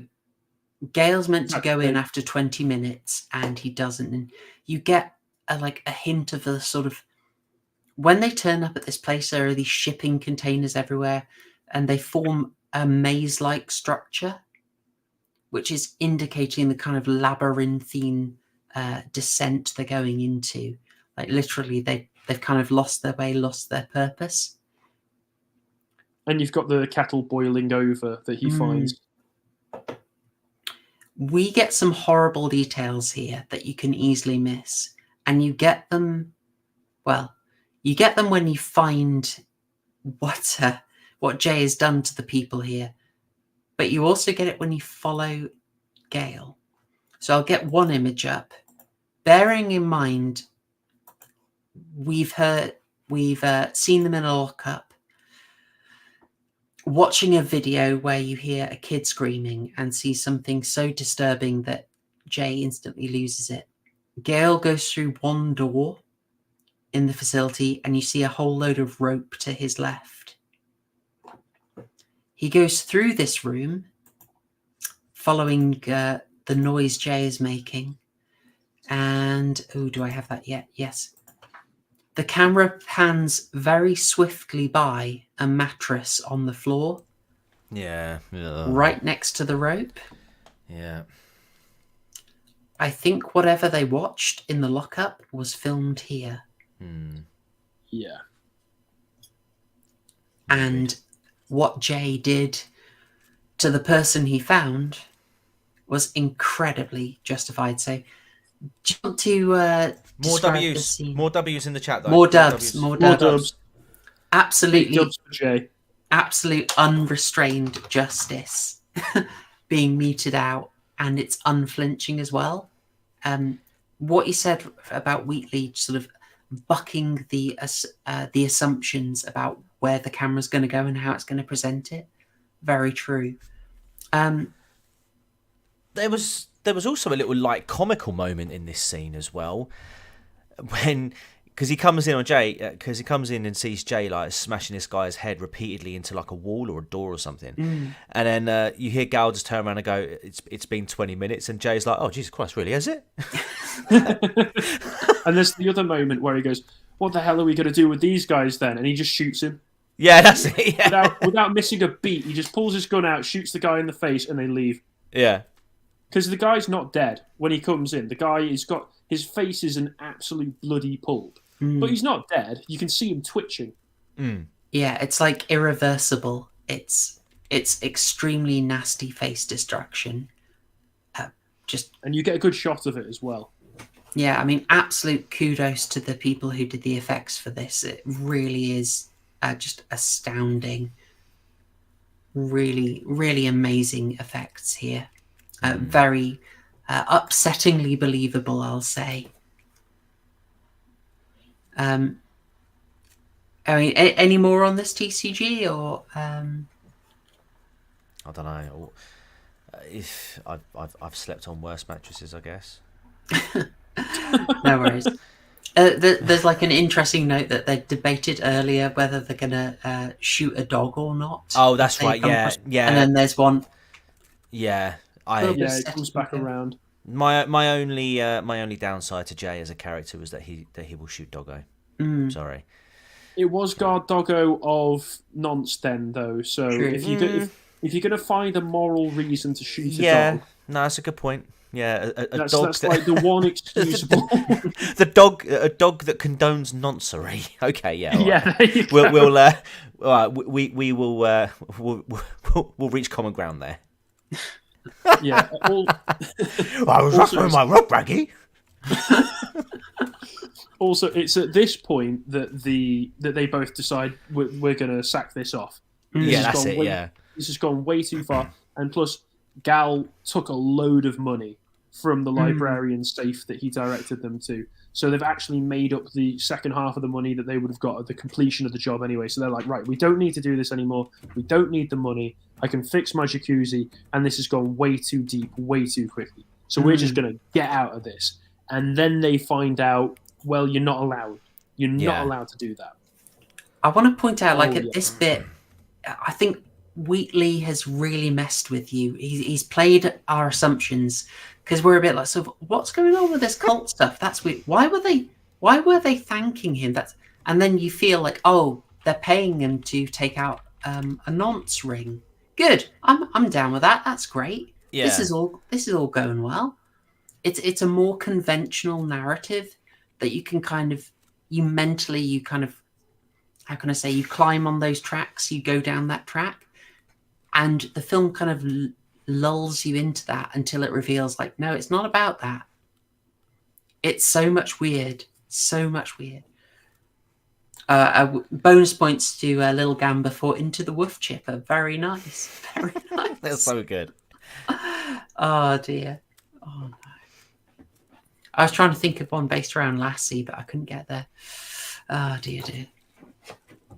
Right. Joe rightly pointing out that this woman was in phone shop. I've never seen that. Have you not? No, because I was saying to my wife, I was like, I really recognise her from somewhere, and she sort of looked at her and was like, I think she was in phone shop, and I was like, thank you, yes, that's it, that's the one, yes. Oh, okay. Yeah, she was quite good in that. Well, did interesting casting of little bit part actors as well.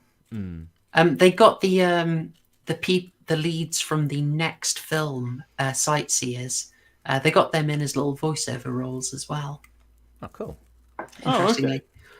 Okay. I watched that for the first time recently. I found it quite funny. Yeah, it didn't quite work for me, but maybe I went in expecting something a bit different. I don't know. It's an odd Wheatley film. seems that his speciality is just couples arguing. He really likes that, doesn't he?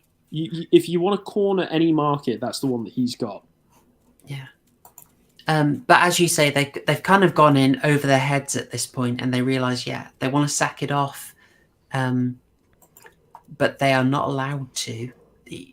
I think it's just after this that you get the first scene. They're in the hotel, they're freaked out, and then I want to call her Janine now, and that's not her name. Darn it. Fiona, thank you very much. They see her, and she's outside the hotel window at the distance, watching Jay. She's wearing what basically looks like a wedding dress. What did you make of this? It's just very creepy scene, isn't it? Yeah. It was just weird.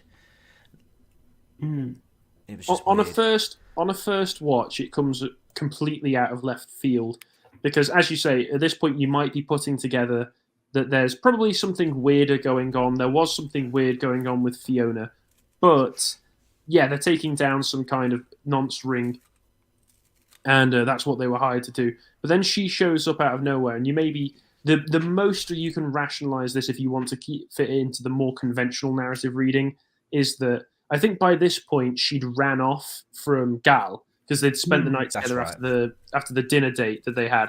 And then she vanished, and you maybe think, oh, maybe she's trying to worm her way in with Jay, because she starts arriving at Jay's house and worming her way into their home life. You hear Michelle talk about it over the phone. Then you see her show up out here, and you think, oh, maybe she's trying to get with him. But no, on a second watch and beyond, it seems that, like the other members that they've been killing so far who've thanked him, they have a reverence for Jay because of the role that he's taking in here. And she wants to be near him and get his attention so she can partake in some of the ritual that's going on. We can't gloss over the fact that she left Gal without mentioning the fact that she gaffer taped a Dear John letter to his balls. Yeah. And he didn't seem to mind all that much. No. He'd already ripped it off. The worst bit was over. Yeah, that's it. That was a heck of a... I mean, Michael Smiley just gets you through this with so much charisma. He's brilliant. He sells every line. Whenever Michael Smiley shows up in something, I know I'm going to have something to enjoy. Ooh. He was in that Outpost, wasn't he, that we saw recently? The mid-century German zombie. Yeah, I think he was. Let me confirm. I'm sure it was him. Hang on, let's have a look. What's the name of the character he's in Spaced? Is it Tires? Tires, that's it. I love him in Spaced. And also in that one episode of of Black Mirror that he shows up in, White Bear. Oh God, of course he was. White Bear. Well, once again, his one of character the is best completely episodes. justified. His character is completely justified in what he's doing, as far as I'm concerned. Are you sure you didn't like Charlie Brooker's fourth attempt to make you feel bad for nonces? Maybe you should. Oh, and Child Murderers. Oh no! Why does he keep doing that? That's a very strange thing to keep trying to make me feel bad for. I'm generally a fan of Black Mirror, but it ran out of ideas a long time ago and did keep going for. Brooker's got a thing about trying to redirect your sympathy, sometimes in a very good way, sometimes in a very questionable way. Has Brooker? I know he's worked a lot for Channel 4. He's never worked for the BBC, has he? Yeah. Yes. Oh, and the Guardian. Well, there we go. So they'll do it. Listen, guys, Jim did fix it for a lot of kids. We can't let that go. Is that, bruh? That's Brooker's message. Harry Bliss. Certified bruh moment.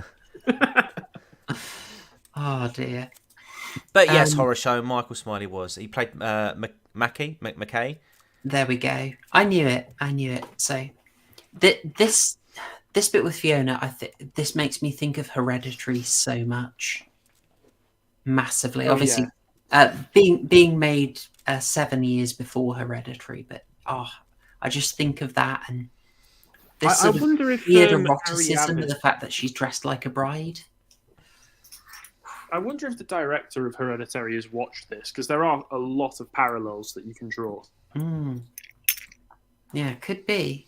It would be interesting to know. But yeah, after that, so they want to nope out, as you say, they can't do it. They go home and the pressure gets applied. Horrible thing happens to the cat.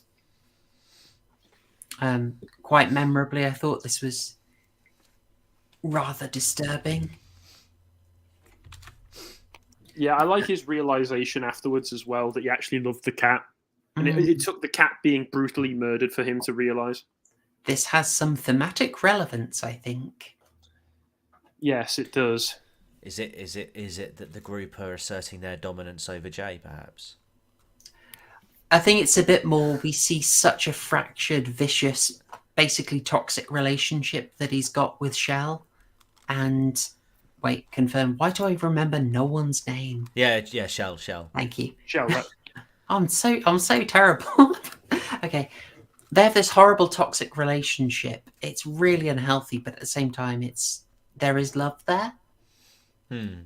And he has this thing with a cat when after it's dead, he realizes how much he loves it. That's right. This will be relevant. Yeah, I don't want to harp on that too much, but it's sort of an interesting one. Because basically they're forced back into the game, and my goodness, they very memorably get set into something that leads us into a lot more fantastical territory, because they basically end up finding themselves directed to a castle. Oh no, it's not this one. Why did I get that confused? That's a completely unrelated image. Never mind. How did I never notice that before? Hang on, say that again. What have I missed? Tell you what, should we do it now? My big thing is that the mission is paralleling his home life. That's not to say that the mission never happened, but maybe in the sense of a sort of dream reality is being intermixed here in a nightmarish sense by a protagonist who's kind of lost his marbles. But there are so many aspects where the mission and the life just parallel themselves. So this one at the end, the kid is dead outside a castle. The final mission is effectively outside a giant castle, a giant manor. I'll get up the full parallel image.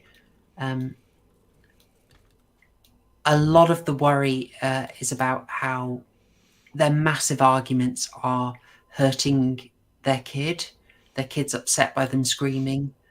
Later, Jay comes across the image of children screaming that he can't get out of his head. That's what really flips him over. We've got a few more of these. I just compiled a few of them. Where are we? Oh, sorry, folks. Take me a second to find it. There we go. Repeats. I'll get that all on the screen in big so you can see it a bit better. You've got him very early finding the corpse of a rabbit on his lawn. Then they cook rabbits. He cooks that rabbit. They cook rabbits later. He has a fight with Gail outside. Then he has a fight again. Out on the lawn, he's play fighting his wife and son with a sword and stabs her, which you see in nice slow motion. Looks vaguely erotic, I would suggest. When he's leaving for the mission, the wife has hauled the son up and is carrying him around, which ultimately she will be made to do in the final ritual. So, yeah, the toxic home life and the mission parallel each other over and over again. What's that image on the middle left, sorry? The middle left. Fighting on the garden as they're leaving the dinner date. It was tough to squeeze it all in, yeah. That's them having a fight on the floor. Because they keep having the bro moments where they're hugging and then they're hugging a bit too much. He says, "Get off me," and then they start fighting each other. Yeah. Oh my God, I love that. On the right-hand side, that right middle one where they start going at it. And then the guy, Jay, gets a coffee mug and smashes it over the back of Gal's head. Yeah. But then as soon as Gal's on top of him and about to throw a punch, he's like, "Not the face, not the face." Oh, yeah. That's so good. Oh, nifty stuff. And remember from way back, I said the symbol of the cult was drawn on the back of a mirror because it's going to mirror. Oh, yeah. I'm doing the mind exploding motion here, guys. Yeah, I can. I mean, I'd already noticed some of the parallels that are drawn, but you're drawing my attention to way more, like when she's carrying Sammy earlier on in the bottom middle image that you've got there. I didn't even pick up on that as a hint of foreshadowing. Do you know, I'm just gonna come out and say it now, 2 hours into the stream, that I think I might have assessed this film wrong. Yay! This is a thing I like to bump people up a burger or two if I can. Yeah, I think I have. This actually there's a lot more to this film. It comes together a lot more once you've got all the threads. Once you've watched it the once, but after that initial confusing viewing, it makes a lot more sense. Yeah, I mean, it does try and throw you into a state of confusion. It's deliberately doing that. They want you confused. They go to the estate. They've got a picture of their final target. They know they have to do it. With the fact that you're sort of busting in through a tunnel into a castle, we're instantly in more of a fantasy realm. It's less real, which is very much mirroring what the film is doing. You thought you were down with classic domestic drama, a bit nil by mouth. You end up in this weird, unexpected, fantastical plot. Yeah, it's great stuff. Yeah, if you don't mind me mentioning as well, that the filmmaking actually continues a bit after this moment as well.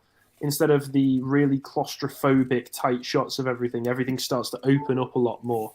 And you get the big wide shots of the forest that they're travelling through. And it feels more... You might more... say he can see the bigger picture?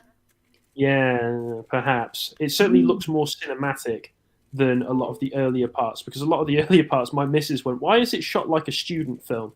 I think that was a bit of an unfair take, but I can see where she's coming from with it. Well, they spent all the budget on Boddingtons, as we know. Good lads. Jane was in charge of the budget for this one. Melanie Sykes was on scene for the day, just having a little look around. Shit, get the Boddingtons, lads. Get the ice cream truck. Boys.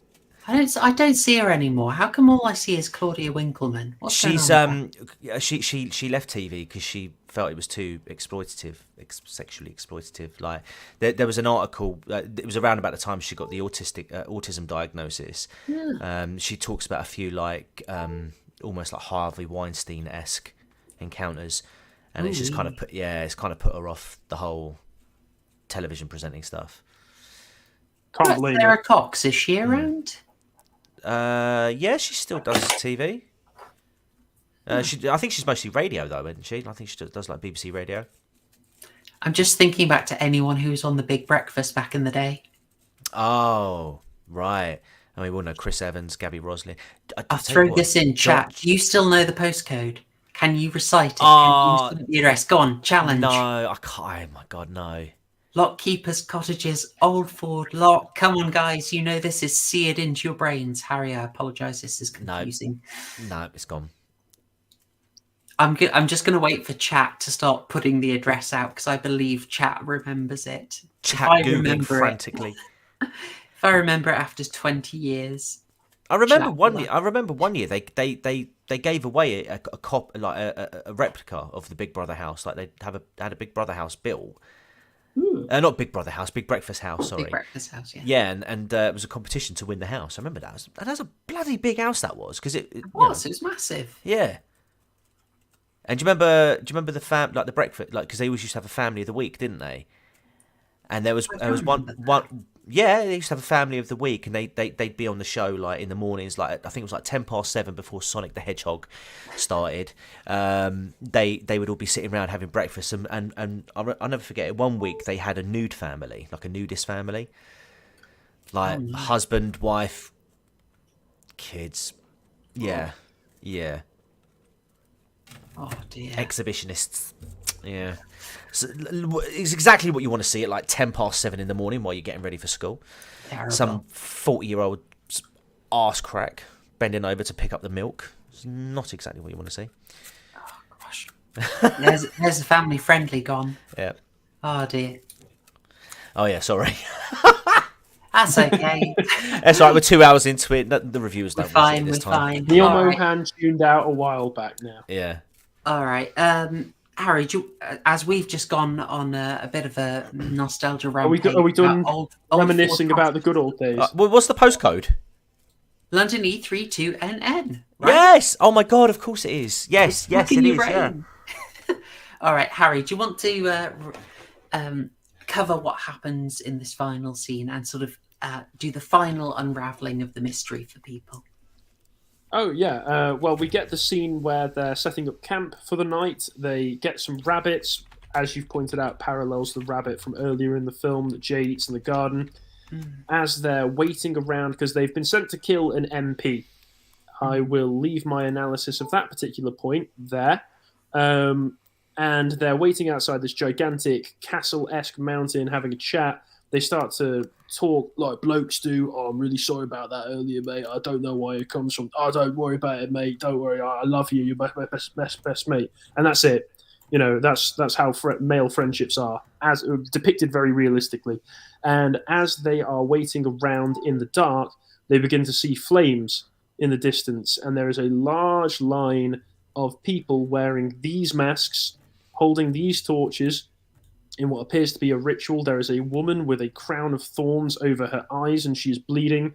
And there is a young woman that they lead up to a gallows, who stands on a log or something. And does she put the noose around her own neck? I think she does. Yeah, she puts the noose around. Sorry, go ahead. Yeah, she puts the noose around her own neck, and then kicks out the wood block from underneath herself. And Jay just decides, you know what? I've had enough of this. And they're kitted out with some military-grade weaponry, so they just start shooting. Jay starts shooting. Gal is not as big a fan of this particular idea, because there is a gigantic gang of cultists just across the lawn of this field from them. And they all start to go for them, except for one who I assume is the MP, who holds himself out, holds his arms a stretch in a cross-like pose, and just eats a bullet and dies. So I assume that he's an MP, the one that they were sent to kill. And I assume had they got closer, he would have thanked him for giving him the bullet. Guys, so I'm really sorry. I'm going to have to dip out a little bit early. My daughter wants to come home from her sleepover, so I've got to go. No worries, man. Quick burger score? I'll tell you what. I'm going to be on the fence here. I'm going to give it a 6 for now. All right, but I will commit to a rewatch, and I'll give you another burger update on next week's stream. It sounds like we brought it up though, so I'm happy. Yeah. I was initially thinking like 3, 4 at the time. So yeah, but I'm gonna go on the fence and I'll give it a proper rewatch. Sweet. All right. Thanks again, man. No worries. Take it easy, guys. See you soon. Bye. Bye. All right. Right. So, I think if you look at the photo in the car, you can see it's the MP. That makes sense. So it's a little detail that they showed us that you can get, but you gotta both rewatch and pause. Oh, I hadn't seen that because it goes by so quick. There's just the one or two quick shots where you see that cultist in particular raise his arms out, stretch them out, and then he gets shot and dies. So he's the MP. He gets killed. Then they get chased back through the tunnels that they entered the estate through, and they're trying to escape, all the while trying to hold off the cultists chasing them. The film cheats with the creepy factor a little bit because it has lion pig squeal noises over the voices of the screaming cultists, which I do think is a bit cheating, but gets across the point of what the film is going for, and it is really unnerving to see that coming from human beings. And it's then as they switch the scare style, to be honest, and if people wanted to say it was going into a kind of logicless zombie mode, I wouldn't argue too hard. It's a little more cliche than the other things in the film, but at the same time, it is effective and it is delivering, I think, some pretty good scares. I mean, it's a really effective set piece for the film. Them in these really narrow, claustrophobic, dark tunnels is purely lit through the lights that they have on their foreheads, and then you hear the screams in the background, and they keep getting rushed by them. And once again, in these really narrow, claustrophobic tunnels where there's no room to maneuver. So you either take them out before they get to you, or as Gal finds out, they rush you, and you maybe kill them, but you take a lot of damage while you're doing it. So it's very effective, and it's a cool set piece. But one of the interesting things is as they're going back through the tunnel, Gal was struggling to remember the route back, but he gets them to the route back and finds that part of the tunnel that they went through earlier has been bricked up. So it seems that somebody has gone back after they came into the estate and done that on purpose. They smashed back through because it's not been concreted up or anything. But I love that detail, by the way, that they knew they could just kick through it. Yeah. Well, why not try? I mean, what's the other option that you're going to do? Yeah. Fair point. I mean, in that moment of desperation, it's either you go back and try and battle your way through a wall of cultists where there'll be so many of them that you'll literally be having to crawl out of these tunnels, or you try and kick your way through this wall that wasn't here earlier. So they made the right choice, but Jay has a moment of hesitation as Gal is holding a bunch off and tries to run away and find another way out and leaves Gal behind. And Gal suffers very poorly for that. Gets cornered, gets knocked over, and gets his guts ripped out. He takes out the cultist who does it, but he's dying. I liked his very matter-of-fact, just I'm done. He was... You got the... It just sold it really well. He's seen a lot of death. He knows what it means. Yeah, these are two men who've seen action. They've probably been in this situation with other friends of theirs. They've made it out of the wars before, but this is one that Gal can't make it out of. And it's heartbreaking for Jay because he's his best mate. But he can't just leave him to bleed out or be murdered by the cultists. So he's just got to do his job, do the business. Yeah. Do you notice they have the same tattoo on their right hand? Sorry, I did notice that. Yeah. And it was a dice as well. So it's just indicating, they will take a gamble. And they do take a gamble in this job. Jay's the one taking more gambles, though, because Gal did not want him to open fire at this cult meeting. If Gal had his way, I imagine they would have just watched what happened, waited it out, and then maybe done the MP more professionally. They probably would have got dragged into something anyway. And because the cultists obviously knew they were on the grounds somewhere, so they might have even gone searching for them. But it wouldn't gone quite as upside down as it did quite as quickly. Oh, someone's just pointed out the NRAB.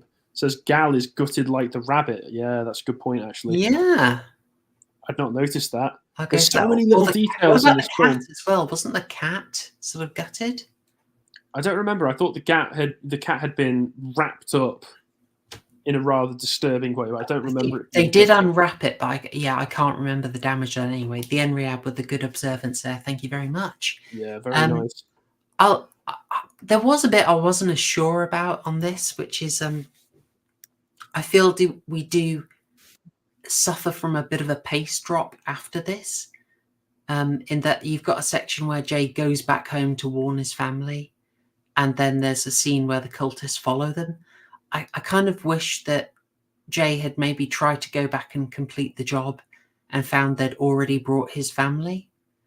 You are probably right there, because on this rewatch, my memory is that he got knocked out in the tunnels and dragged back to the ritual, and then it just went straight to the ending. I had completely forgotten that there was an extended sequence at the cottage where they try and hold them off, and then it goes into the ending of the film. So you are probably right that it is a pacing thing, but I can understand why they did the film the way they did, and it's not like it's bad, but it did just drop from my memory from between my last watch and this one. Same. It hadn't really fit into my memory of the logical process of it, and it felt a bit extra. I mean, this is a 93-minute movie. Wait, 93? Let me confirm. Yeah, 93 minutes. It's extremely short, so I shouldn't really complain, but I did feel like we had built up some nice... I may be being stereotypical in saying I want... Sorry, go ahead. It's not as memorable and doesn't add anything to the plot, but it also doesn't really take anything away other than the pacing, and even then it is probably only about 3 extra minutes of film overall. And it might have been, I don't mean to speculate too much, but Wheatley and Jump are, from the interviews that I saw, they are lefties. And so I'm imagining they set up Michelle as an awesome ex-military girl boss, and maybe wanted a scene to demonstrate those skills so they could show, Michelle can hold her own as well before she gets captured. Possible. I mean... That's a very cynical reading. No, for all the stuff, no doubt they are. But I didn't feel much of it at all in this movie, and they made sure to ground it in the fact that Shell was in the Swedish army, had to speak Swedish. By the way, I don't think we said Maja Boering. Great job in this. She's also really great. Veteran of the Descent, the brilliant Neil Marshall film. So did a really good job in that and this, and I hadn't connected them. But yeah, she's great. It's an unglamorous role for her. She gets to be ugly. She gets to be angry and irrational. And then she gets to do a very varied character, and I think she carries it off brilliantly. I imagine it's the kind of role that lots of actors look for, one that actually lets them exercise their chops a little bit. But she definitely worked her chops. I mean, and they made such... this was written for all of the main actors, the kind of thing where it's like that actor is the only person in mind. And they get to use Maja Boering's Swedish ability right in the early start, where she's speaking Swedish on the phone, crying about her horrible relationship to her sister. And you follow Jay. Yeah. And we're not getting that Swedish translated. And you realize you're straight in Jay's shoes, that he's feeling super alienated from her. He can hear her, but he can't understand a thing. Wonderful bit of... Apparently, I read that Wheatley and Jump also had no idea what she was saying, because she just improv the whole thing, and they just trusted her to say what was necessary for the plot. So they probably still don't even know what she was saying. Yeah. But it works, though. We're not meant to. We're meant to feel alienated from her and sort of distress that we can hear she's upset but not understand it. So, yeah, good on them. Good directorial decision. But... as we said, there's a scene that I think I don't get the feeling either as a particularly fond of.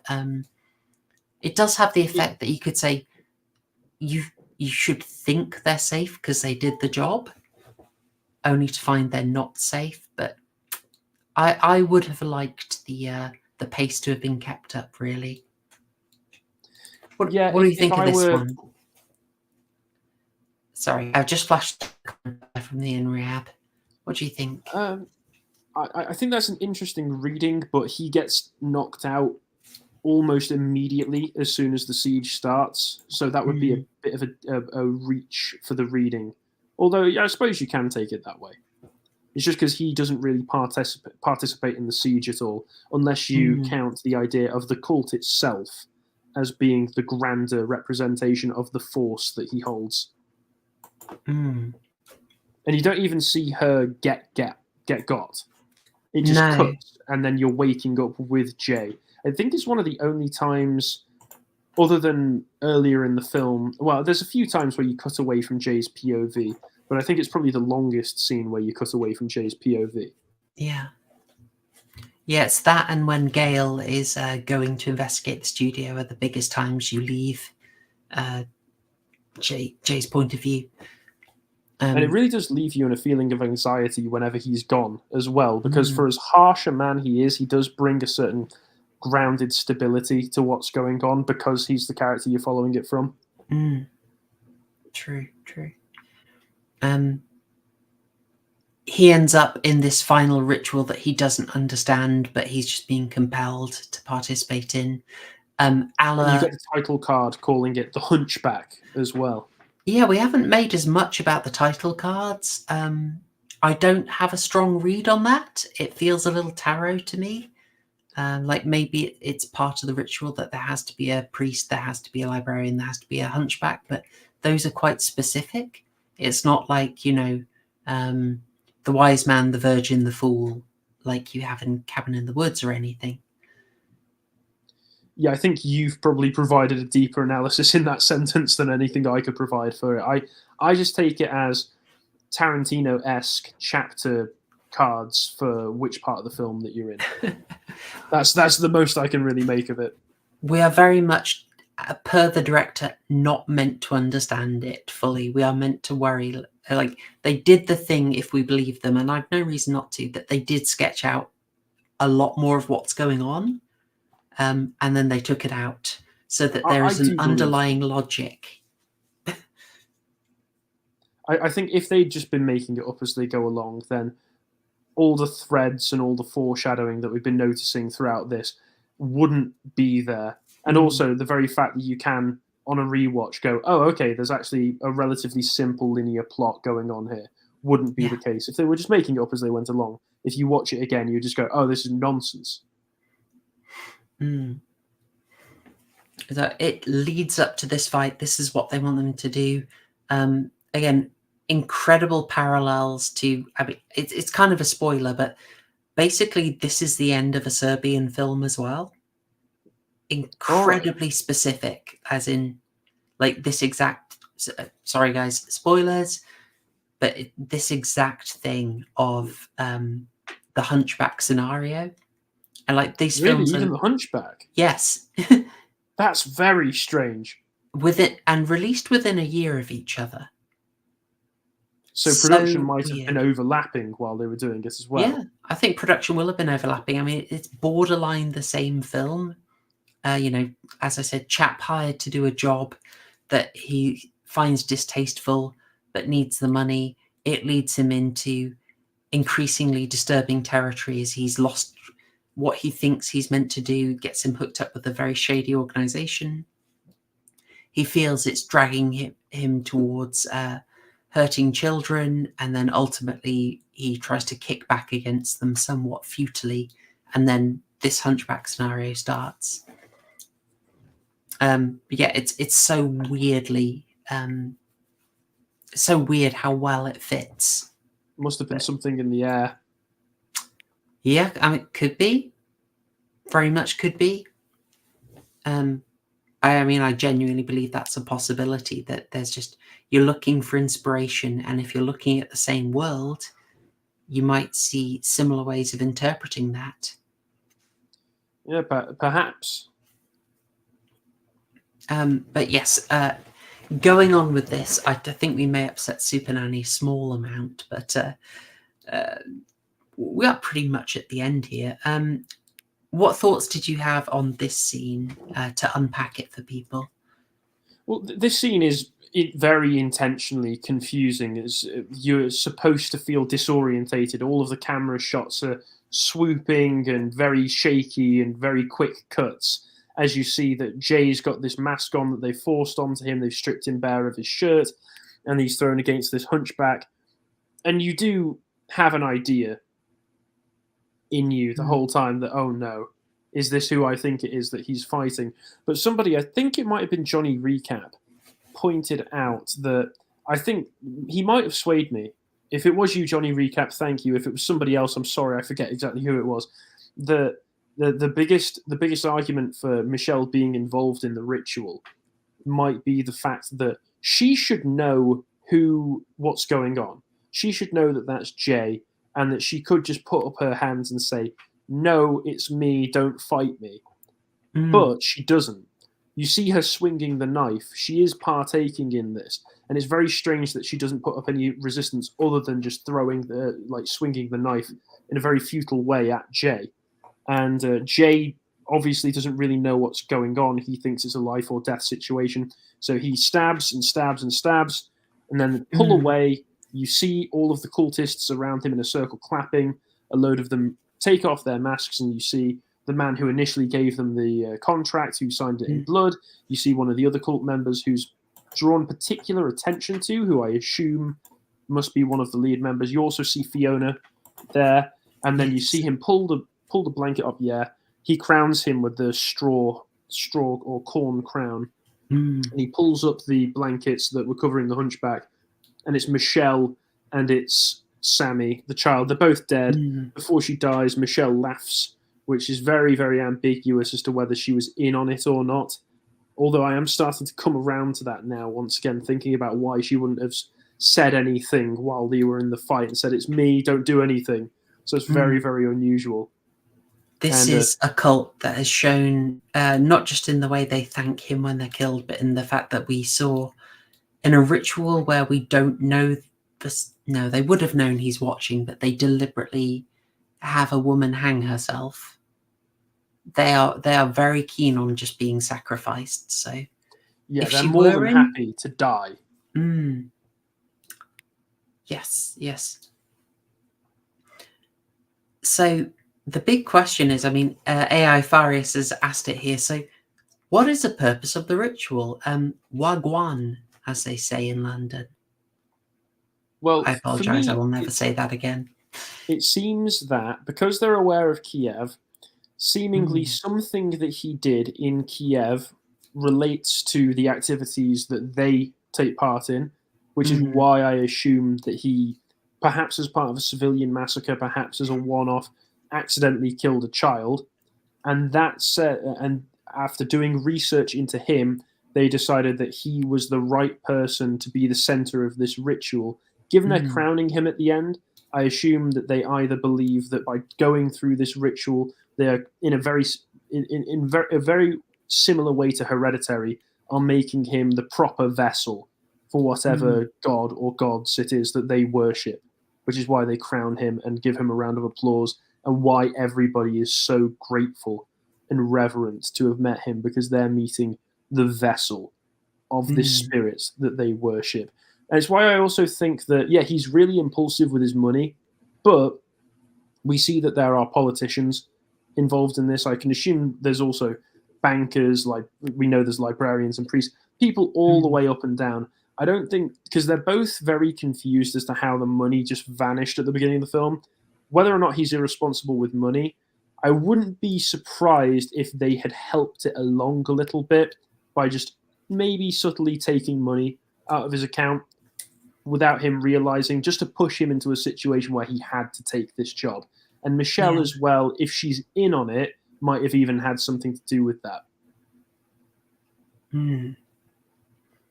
That works for me. I mean, he's forced into it. I think the idea of being a vessel is good. The corn is interesting. So Murgoot's commenting Corn King, and the guy behind him is commenting Corn Pop.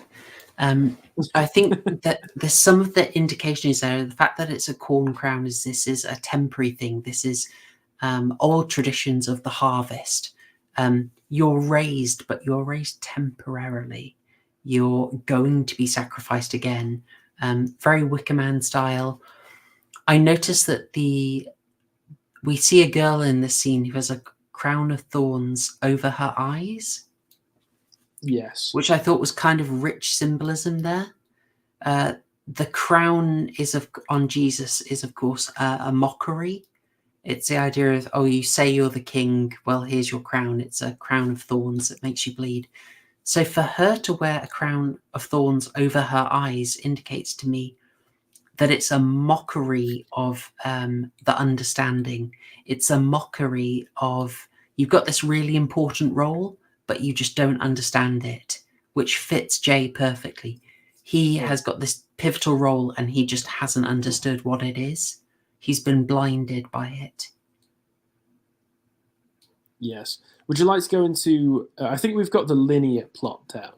Yes. Would you like to go into some of the deeper readings that you could take? Absolutely. Go ahead. Go ahead. Well, it seems that a lot of people are taking in the idea that the mission may not be real itself. It might all be an abstraction of and because of the mirroring as well, of the difficulties and traumas that he's experiencing in his home life. Perhaps he is a hitman. Perhaps he did experience something traumatic that he's taking out on his family. And perhaps what we're seeing is some abstracted version of his descent into darkness as he tortures and mutilates his own family, whilst also trying desperately to avoid taking any responsibility for that. So that could be a reading of the film. I think also it could just be a take on the idea of modern man completely out of his element, because the sorts of difficulties that Jay experiences in his home life are things that I think many men these days can actually relate to a lot. The unfulfilling home life, the work that either isn't there or the job that isn't fulfilling to you, a wife that's constantly nagging to you. Whereas this cult is, along with just Korn, it's also just based around nature. And it could be almost a return with a V. Return to nature. Cast aside your material life and your family and return to a more natural way of living. And symbolically, casting aside your family takes place in this ritual where you kill them. You kill the priest and the librarian. All of these things that are related to our modern way of life, even going back to pre-Christian. You kill the priest, you kill the Christian, you kill the librarian, the keeper of knowledge, you kill the MP, the politician who keeps the system in place, and instead you return to this old pagan way of life. That's a reading that I've half concocted in my mind and half pulled out as I was going through, but I think there's actually something there now that I've said it. No, that is... I am liking that a lot. I was leaning on a sort of Kubrickian thing, which is closer to that first reading. Kubrick is incredibly free with how he adapts material. And I'll mention that I'll repeat, the directors talk about Kubrick in interviews frequently. Kubrick took great license with everything he was adapting. So with The Shining, he veers wildly off. With Eyes Wide Shut, the thing he's adapting it from is based in 18th century Venice. You know, I didn't even know he was adapting anything for Eyes Wide Shut. Yeah. Traumroman is a very old text. Lolita sways wildly off from the reported thing. So the thing is, a question you have with Kubrick is, why adapt this and then go so far off it? Why produce something nominally under the same name, but clearly a lot of it is your own story? And it's because I think Kubrick is hiding a lot of truth in those stories in a very David Lynch way and warning about the same things David Lynch warned about. I don't know if you knew this, but he screened a razor head to the cast of The Shining before filming. Oh, I did know that, actually. Yeah. Yes, I'd forgotten it, but I had heard it before. It's like poetry. It rhymes, Harry. It rhymes. So I think here, you know, they're using a lot of the uncanny imagery that Freud talked about. I won't go into it now because we're quite over, but I do have a video coming up about Freud's Der Unheimlich and how that features in horror in both Kubrick and Triangle. But a key factor in it is the repetition, is seeing something and seeing it again in a weird place like we've seen here with everything I've shown you that recurs. So rounding this rating off, it's a little bit like the hidden message here is possibly about how this man, this working class man, is basically sent on a weird mission, thinking he's doing good, thinking he's taking out bad people, and then finds out he's just being manipulated by politicians, by the establishment, by very powerful people into just doing their nefarious deeds. And that it ultimately is just destroying his friends and his family. Yes, there's definitely something there, given that there is an overt political influence to this cult that's partaking in. Yeah, I mean, I haven't fully got my head around that. It's hard. Like you say, there is something interesting that in this film there is a continuity, a line being drawn between all of these figures and the things that they're participating in. The priest to the MP, and they're involved tangentially or directly in this ring that seems to be involved in some very, very seedy activities. Yeah. But I would never hear of anything such as in the real world. No, definitely no Kubrick-style noticing occurring here. No, certainly not. I read that one of the ideas that they had was a kind of more prosaic one, that this was basically an internal power struggle. But I feel that's a much weaker explanation and a lot less interesting. It's very believable, it's very down to earth that a very powerful cult would have an internal schism and then one faction would wipe the other out and then basically take out the outsiders who knew too much. But I feel that's quite prosaic and down to earth, and I really prefer this sort of dark, preparing him for a ritual thing. I heard that there was some kind of draft of the film where there was a load of exposition explaining how it was like you say, a power schism within this cult. They were using the outsider to get rid of their enemies and consolidate power. But I much prefer the deeper readings that can be made of this. Yeah, it's so much more interesting, and I think there's a lot deeper we could go. I want to track down the commentary and see if we can get more from it. I have the DVD, so that probably has the commentary on it. Oh, sweet. So I might be able to do something with that. I don't know what I can do. I'm rubbish with technology. I'm a boomer in a Zoomer's body. But I can see what I can do, even if it just means posting it to you. I think we could probably manage that. Yeah, there's much deep, like with Triangle, guys, there is much deeper stuff here, and I think this is pretty underexplored. Most of what I remember from what I've read about the director's commentary is it's Ben Wheatley and Amy Jump, and when they start, they say that I think they give a little prologue to the director's commentary before the director's commentary starts, and they say, when we started this commentary, we thought we were best friends. When we ended, we weren't so sure anymore. Because I think even between the two of them, there are a lot of disagreements over what the film should be and what it should have been about. As we mentioned, with the way that the symbol is carved at the beginning of the film into the screen, Amy Jump didn't want that, and Wheatley did. And Wheatley got his way. And I think they both have different interpretations of what Michelle's laugh at the end meant. So it'd be interesting to listen to what is essentially a power struggle between the two of them over what the film means. Schism between powerful factions, you say? Yes. Yeah, I mean, I really want to listen to that now. You've sold me on it even more, because I listen to a lot of DVD commentaries, and folks, you'll know this. How often is it? So we filmed there on, it was so cold. The guy who did this whole thing was Terry. He's great. And he was working with Shell, and she's great. That's almost every commentary. And you're like, I hate That's why I don't listen to most of them. Anyway, drives me absolutely mad. One where they actually talk about the interpretation of the film, heaven to me. I love that this basically smash ends. It just smash cuts to the end. Suddenly you get the title only at the very final second, which is a very modern thing that I quite like. I like that. I mean, at that point of the film, what else is there to say? The ritual is complete. Jay's life is destroyed. He may or may not be a vessel for a malevolent supernatural being.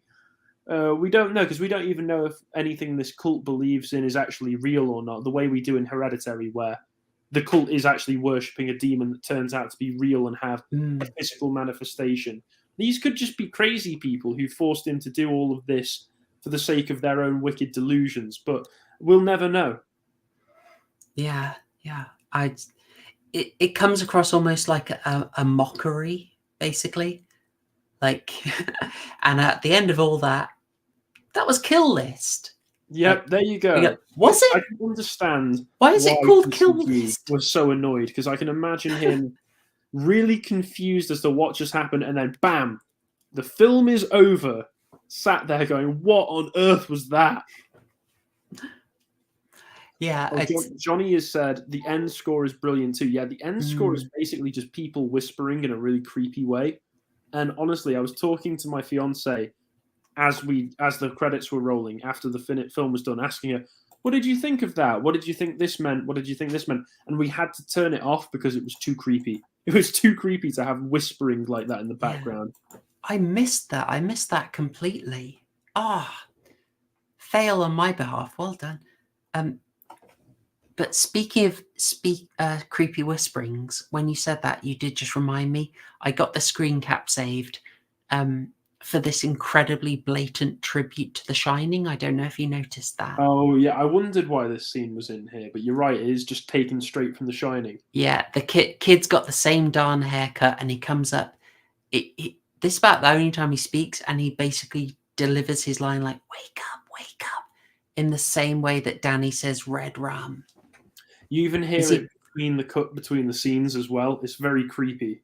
Yeah. There was actually, I think, was it Johnny? Johnny Recaps mentioned that people are telling him to wake up constantly, which is another point in the nightmare reading, which I think is possibly a decent bit of it works in the other readings as well, the idea of wake up and see what's really going on in whichever reading we go for.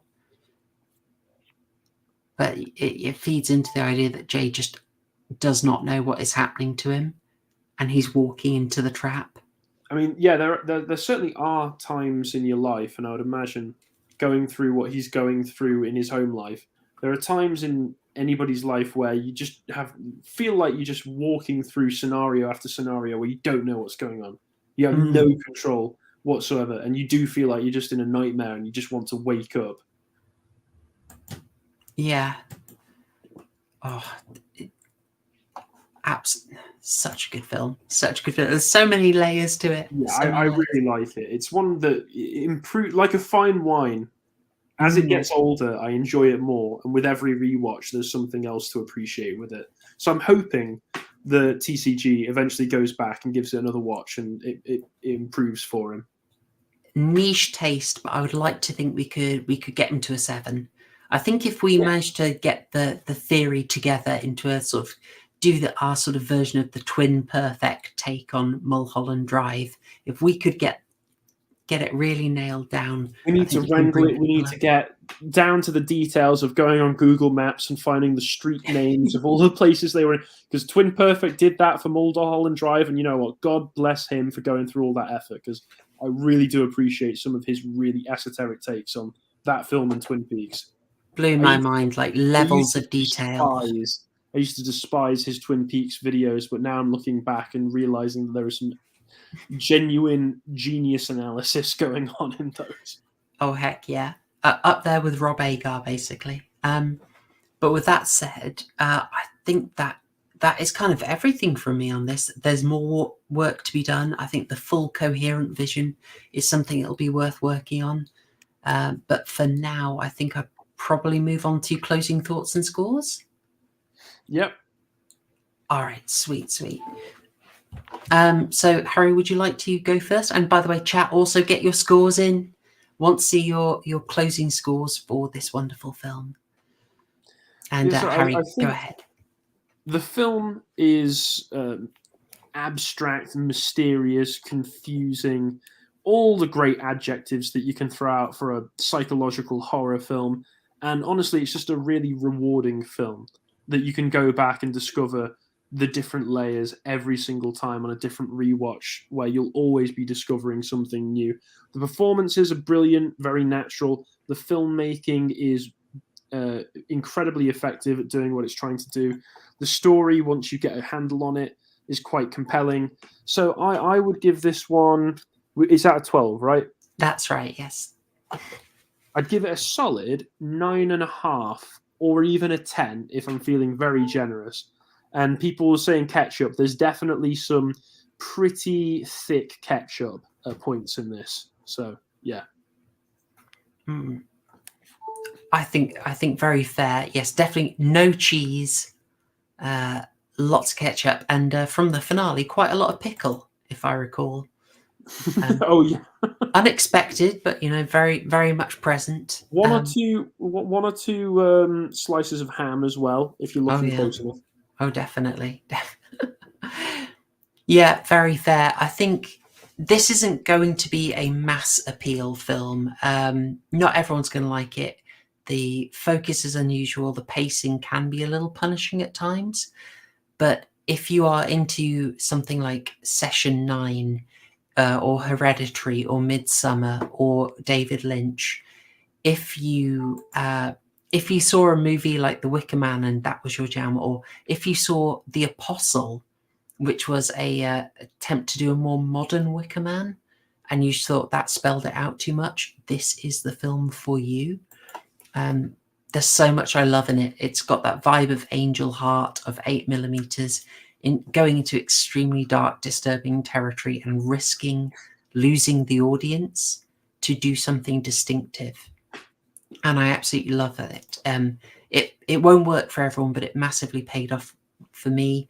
I love that there is so much to interpret in here, and that it really stands up to a rewatch. So, yeah, I rate this very highly. I want to rewatch it. I want to go deeper. I want to interpret this a lot more because I think there's a lot. There's stuff hidden in here on a Kubrick level, and it will take a lot of thought to work out what Kill List is really trying to say. So I know chat's coming in a lot, hovering around 8. I'm seeing basically.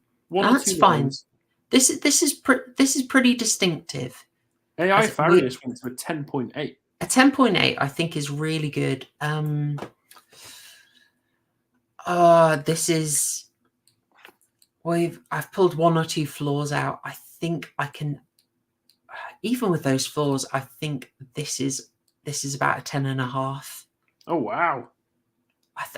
I'm trying to think. I'm glad I could give you the opportunity to watch it again in that case. Well, my instinct is 11, but I don't emotionally go to 11. But I'm thinking I can't justify going under that, so it feels like a 10.5 to me. Loads of ketchup, a little bit of pickle. I definitely saw some bacon rashers. I think we should try at some point in the future a Field in England, his other abstract horror film, because I need a second. I've spoken to you about this before. I need a second opinion on whether that film is secretly genius or just goes too far in the other direction and does just end up into meandering, aimless rubbish. Because that one takes a lot of the elements of the lack of exposition, the abstract theories, and the abstract plotting, the abstract filmmaking, and turns it up to 11. Is it like that meme of like The Dial, where it's extremely abstract novel? Extremely abstract esoteric knowledge, and then just a tiny bit more, and it's schizophrenia. Michael Smiley's in it again. Oh, nice. Michael Smiley's in it as possibly the devil. And Reece Shearsmith, I vaguely recall as in Yes, he is. Yeah. So a charming cast, and also Julian from The Mighty Boosh for 5 seconds. Oh, you shouldn't have told me about that. I can't. I have a no Boosh policy, but I'm sorry. If it's only 5 seconds, I can manage it. The Unravel, I think, makes a good case. I think this is a film that you rate higher on the rewatch. Yes. Yeah, I'll go for that. And the Unravel correctly remembers that only Candyman scores a 12. No Tony Todd, no bonus point. If I send you a version of the film with a director's commentary where I edit in Tony Todd at random intervals, would that do anything? What, just like standing behind the sofa? Yeah. No, one of the cult members in the background. You can just spot him just on the side of the screen. Yeah. Go on then. Kill List, the Netflix edition. No, all right. Well, this has been a great discussion. I think we brought TCG round. I've seen people have appreciated it. It may not be their perfect film, but I think people were really engaging with this. So I'm really chuffed. So closing stuff, horror homework. You voted. Well, actually, I put it out to members to vote. And if you want to be able to vote on what we cover next week, you too can support this channel by signing up as a member either here or on Subscribestar via the links in the description. So smooth. But yes, I asked you to vote on the final film this month, and you impressed me very much by going for The Black Coat's Daughter. Very good choice. You should be able to find it relatively easily, but I'll warn you that it may be down as February. So it's got 2 titles, Black Coat's Daughter and February. So it'll be one of those. It's from, I believe, 2015. Very good slow burn. So find that. That is what we're covering next week. And the week after that, we are going into our... we're returning to horror anthologies. I really want to do an end of the month fun stream, but the very end of the month is next week's stream. So I might not be able to make it work this time, but we do have fun ideas for it. So if we don't do it this month, we'll definitely do it next. But want to thank you again, chat. You've been wonderful. Massive thanks to you, Harry. Thank you very much. It's been a pleasure as always. It's always a pleasure having you on, man. Great analysis. And also to TCG, go and show him love. Their links are all in the chat below. If you sign up on Lotus Eaters and give Harry a follow on Twitter, you won't regret it. And that is everything from me. So you have your horror homework. You know what's coming up. I'll sign off now. Thanks, y'all. Tschüss.